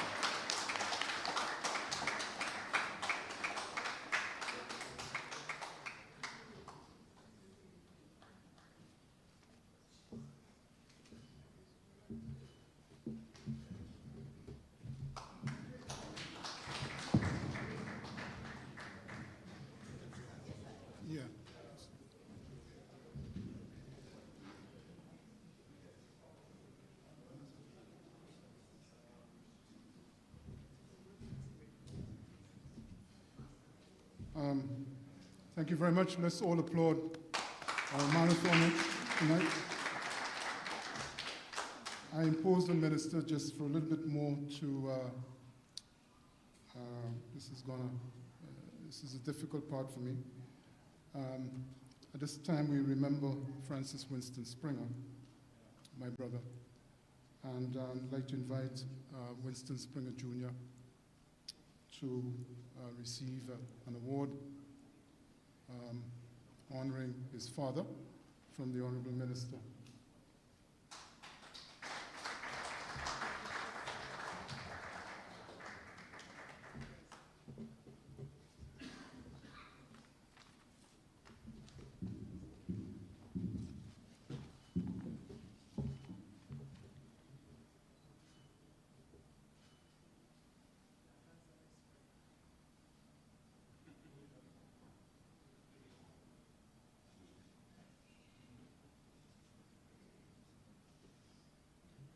Thank you so very much, Minister. Thank you so very much. So, Minister, we can't thank you enough for gracing us with your presence today. We know you have another appointment, so thanks for coming. Let's all warmly thank you, Minister, for being here.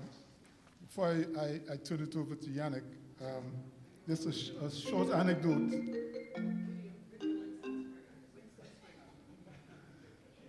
We have a short tribute to Winston, after which I'll share with you a short anecdote. We honor Francis Winston Springer. The program Extraordinaire is dedicated to the life and work of extraordinary St. Lucians who have distinguished themselves at home and abroad. With me is the author of the book, Our Caribbean, Mr. Bernard Tibbles. It's very much a promotion. It's very positive about everything about the Caribbean, and I enjoyed making that point. His musical career began with the True Tones, a group he started in St. Lucia, who commanded stages locally and internationally for 2 decades. I started True Tones in St. Mary's College. But before that, I mean, you had a mother who was a guitarist. My mother played guitar. And your father played the clarinet. Yeah.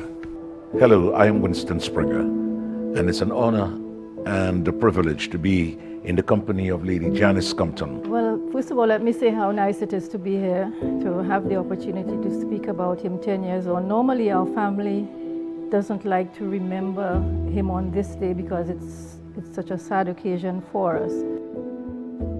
He was always courteous, respectful, and fair to his guests. He never blindsided anyone. These are classic principles of public broadcasting. He was provided a scholarship to study broadcasting in England with the British Broadcasting Corporation, and his outstanding performance was such that the BBC offered him a position which he did not accept because he was desirous of returning to his native Saint Lucia to assist to the development of broadcasting. You wrote a poem, which a poem I quite liked it. It's called Under the Breadfruit Tree. You take me back into childhood memories which aren't very clear in my mind today. I am David Ellis in Barbados. Back in 1979, I journeyed to St. Lucia to cover the general election of that year. That's when the St. Lucia Labour Party was on a march to victory, with George Odlum, Peter Josie and Alan Louisi in the forefront. Winston helped to guide me through the political intrigue and the tension of that campaign, in the process introducing me to some of the leading political figures of the day. We then worked together as journalists in Montserrat at Antilles, and along with the likes of Don Bob from St. Vincent and Raymond Lawrence from Dominica, we shared many a happy moment on the company bus, taking us from Plymouth to the transmission site at O'Gara's in the south of the country. At the international level, he served as a correspondent for the Associated Press, United Press International, the BBC, and the Canadian Broadcasting Corporation. Although Winston started his broadcast career in the private sector at Radio Caribbean, he ultimately became a committed public broadcaster. Winston was a principled broadcaster and journalist. He was a Saint Lucian patriot. It's very painful for me to see old people in town who are not taken care of, especially older women. Every time I see an old woman sleeping on the side of the road, I say, God, suppose that was my mother, man, you know. So I always walk around with money. I think I'm gonna cry. Yeah, it's tough. It's very, very tough to take. With the money, and say to me, thank you, my son. God will bless you. For Jacob, yeah. Blessings, my brother. Blessings. It's what's the important thing. You have left a fine legacy as a journalist, broadcaster, and human being. I will remember that. The positive impact of your work will continue to benefit not only St. Lucia, but the whole Caribbean region. The program Extraordinaire is dedicated to the life and work of extraordinary St. Lucians who have distinguished themselves at home and abroad. This is Extraordinaire.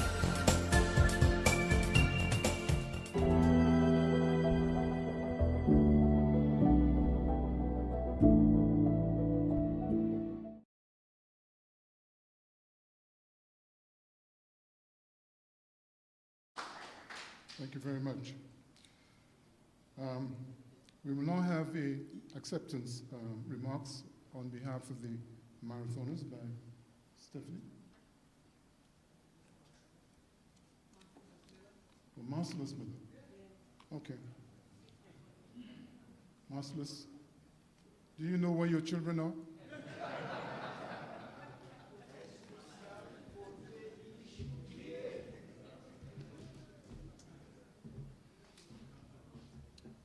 Bon après-midi tout le monde.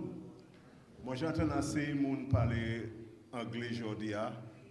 Moi crois que c'est responsabilité moi pour moi parler un mot créole pour monde qui est là. Pour moi, je me remercie, c'est mon nom qui prend responsabilité pour mener moi ici là avec les autres monde, moi travailler puis avec monde qui travaille à même placement comme moi. Moi va vivre toujours. Moi voulais remercier les autres pour l'opportunité ça là. Après-midi, c'est un spécial l'occasion pour nous tous qui travaillent en radio, qui travaillent en radio Saint Lucia, parce que moi, c'est là, il y a plein de monde qui est là, qui pas même savent, et bien pas même changer, moi aussi travaille en radio Saint Lucia. Moi aussi travaille Dominique, moi j'étais sous vacances pour presque une année, avec moi aller travailler Dominique, place là, moi fait, moi c'est un Dominicien. Si vous parlez de ça, mais moi, je suis Saint Lucia, moi, j'ai 5 années, moi, c'est Saint Lucia. Moi, je voulais aussi remercier Yon Demoun.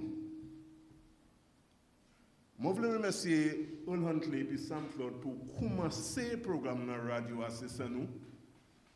On voulait mettre les mains ensemble by Sam Flood avec lui.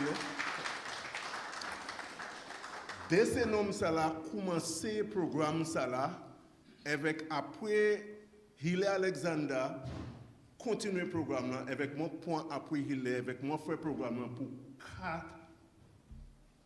4 en chaitan 41 l'année. Moi, faire programme ça là pour 41 l'année, 41 years. Sans doute. Moi, je dis André Paul, pas aimer tomber malade. Moi, c'est Onita Sadou. Moi, je me vois pièce cyclive. Moi, je me tomber malade. Pièce docteur, pas aimer examiner moi pour 41 l'année. Comme ça, il y a nous qui ici là, c'est un plaisir pour moi en présence. Hot qu'on dit qu'on s'enfle, moi qu'on dit qu'on perdit. Et puis aussi Earl Huntley, Mélanie, l'autre monde qui est là, qui a fait un pile de ces programmes montagnards populaires.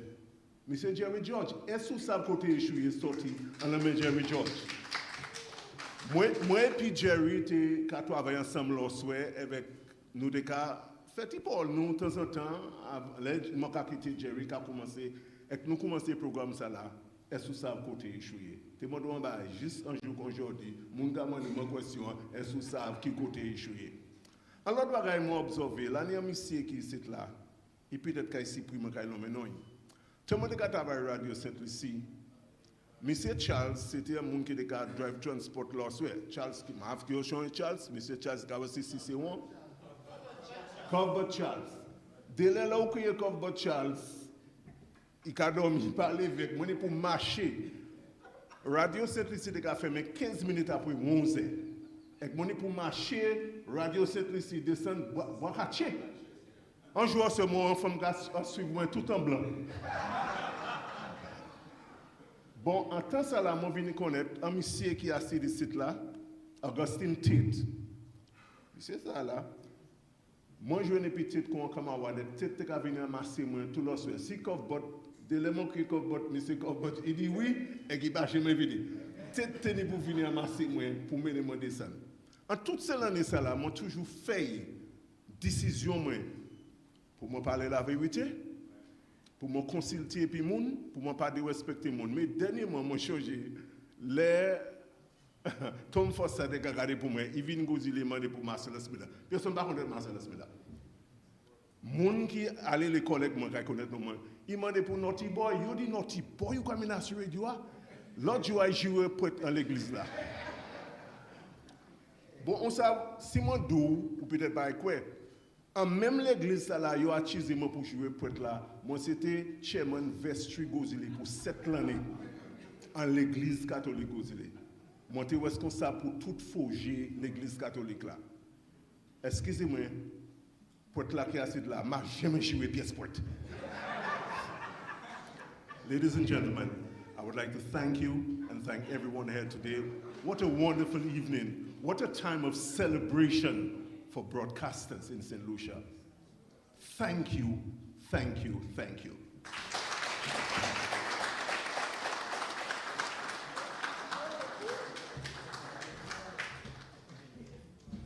Bon, Naughty Boy dit en bas là, m'a voulu encourager moun pour faire ça Naughty Boy fait. Il dit tenir on l'année livre. Et fait qu'il a travaillé Dominique, l'été à sous livre. Pas supposé faire ça, pas faire ça. All right? C'est vraiment un Naughty Boy pour raison ça. Okay. So, ladies and gentlemen, we have delayed Mr. Yannick James long enough, and I want to thank him for his understanding. We were trying to make maximum use of the minister's time while he was here. Yannick is a violinist and a photographer who hails from the community of Babonneau. He began his journey as a violinist at the tender age of 13, when his brother Hugh gave him a violin as well as a gift, and subsequently enrolled him at the Saint Lucia School of Music. Now, these are the kind of brothers you need in your life. He's had a rich and varied training and professional experience with international musicians. He has performed at Maxi Priest, Kenny Rogers, He has also featured on ABC's network's Dream Honeymoon Sweepstakes, and that was in 2012. In 2010, he represented Saint Lucia at the World Black Arts Festival in Dakar, Senegal. I present to you Mr. Yannick James.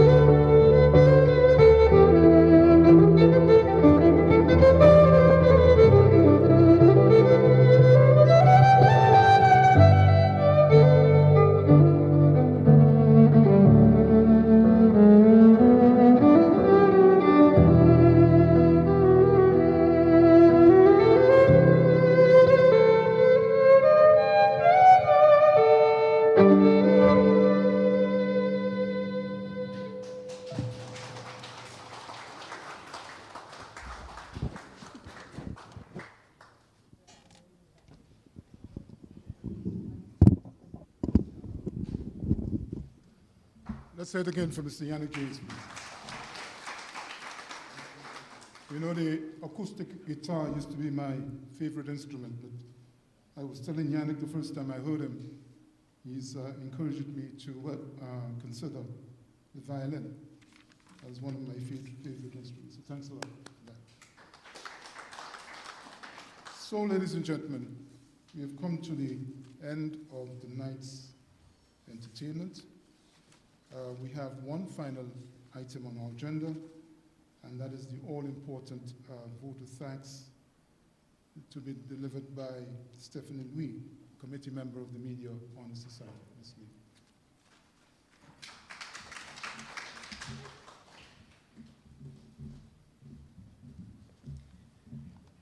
Thank you. A special good evening again to everyone, to our honorees, to our guests, media colleagues, and our fellow committee members. It has been so far a truly lovely evening. Amazing indeed and memorable. Let me first say that it is indeed an honor to speak here tonight on behalf of my committee members to say thanks and express a profound gratitude to everyone who supported us. Without your support, tonight would not have been possible. I'm asking and I'm begging for a little time. It's a pity that we don't have so much time to allow me to share with you some of the behind-the-scenes highlights whilst we communicated virtually and in our dialogue on WhatsApp. As we worked our tired selves from our very own busy work stress days to pull this through.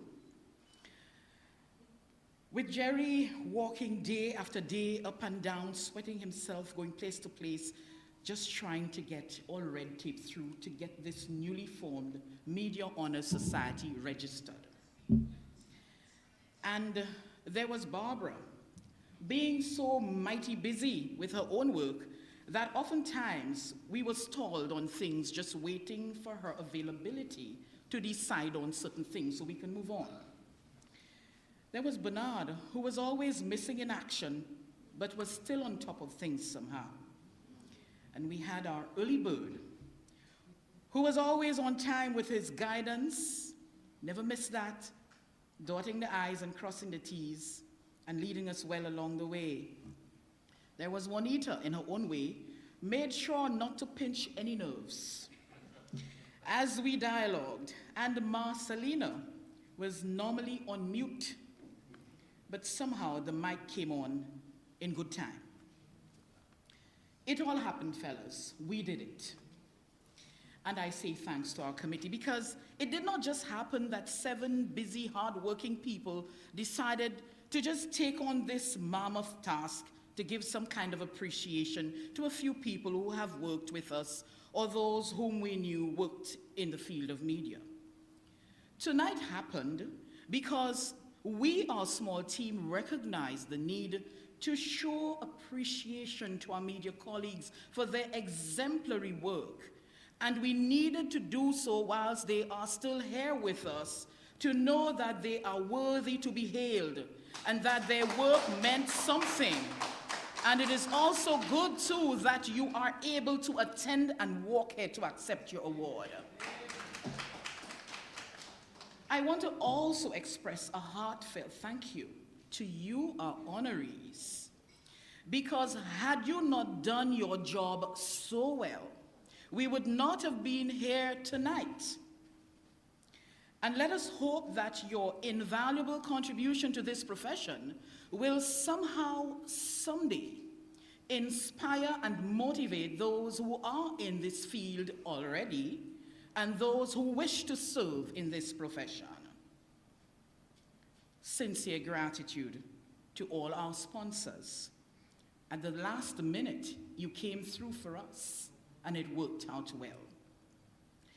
We also say thank you again to our committee members, and I ask that you stand and take a bow.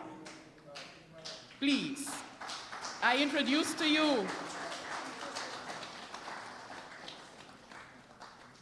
the newly formed Media Honor Society.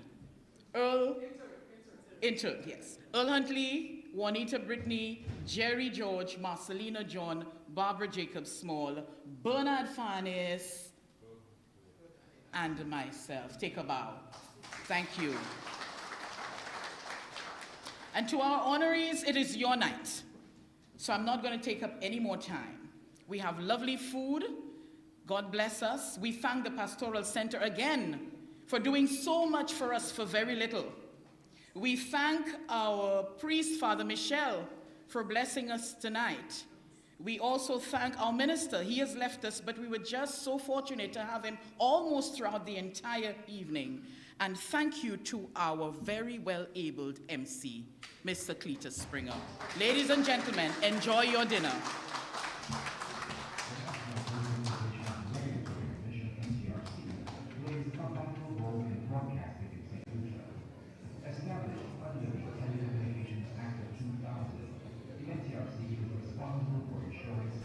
The National Telecommunications Regulatory Commission, NTRC, plays a vital role in broadcasting in St. Lucia. Established under the Telecommunications Act of 2000, the NTRC is responsible for ensuring standards through regulation. The Commission monitors the use of radio frequencies in St. Lucia to ensure compliance with regulations and that holders of frequency authorizations comply with the conditions and terms of those permissions. The NTRC also uses spectrum management and monitoring equipment to detect unauthorized use of frequencies or equipment. By regulating telecommunications, the NTRC helps ensure that the people of St. Lucia have access to reliable and high-quality communication services. The commissioners, management, and staff of the NTRC extend their congratulations to all the awardees at the St. Lucia Media Honor Society ceremony, recognizing long service, excellence, and innovation in media. The National Telecommunications Regulatory Commission, ensuring standards through regulation.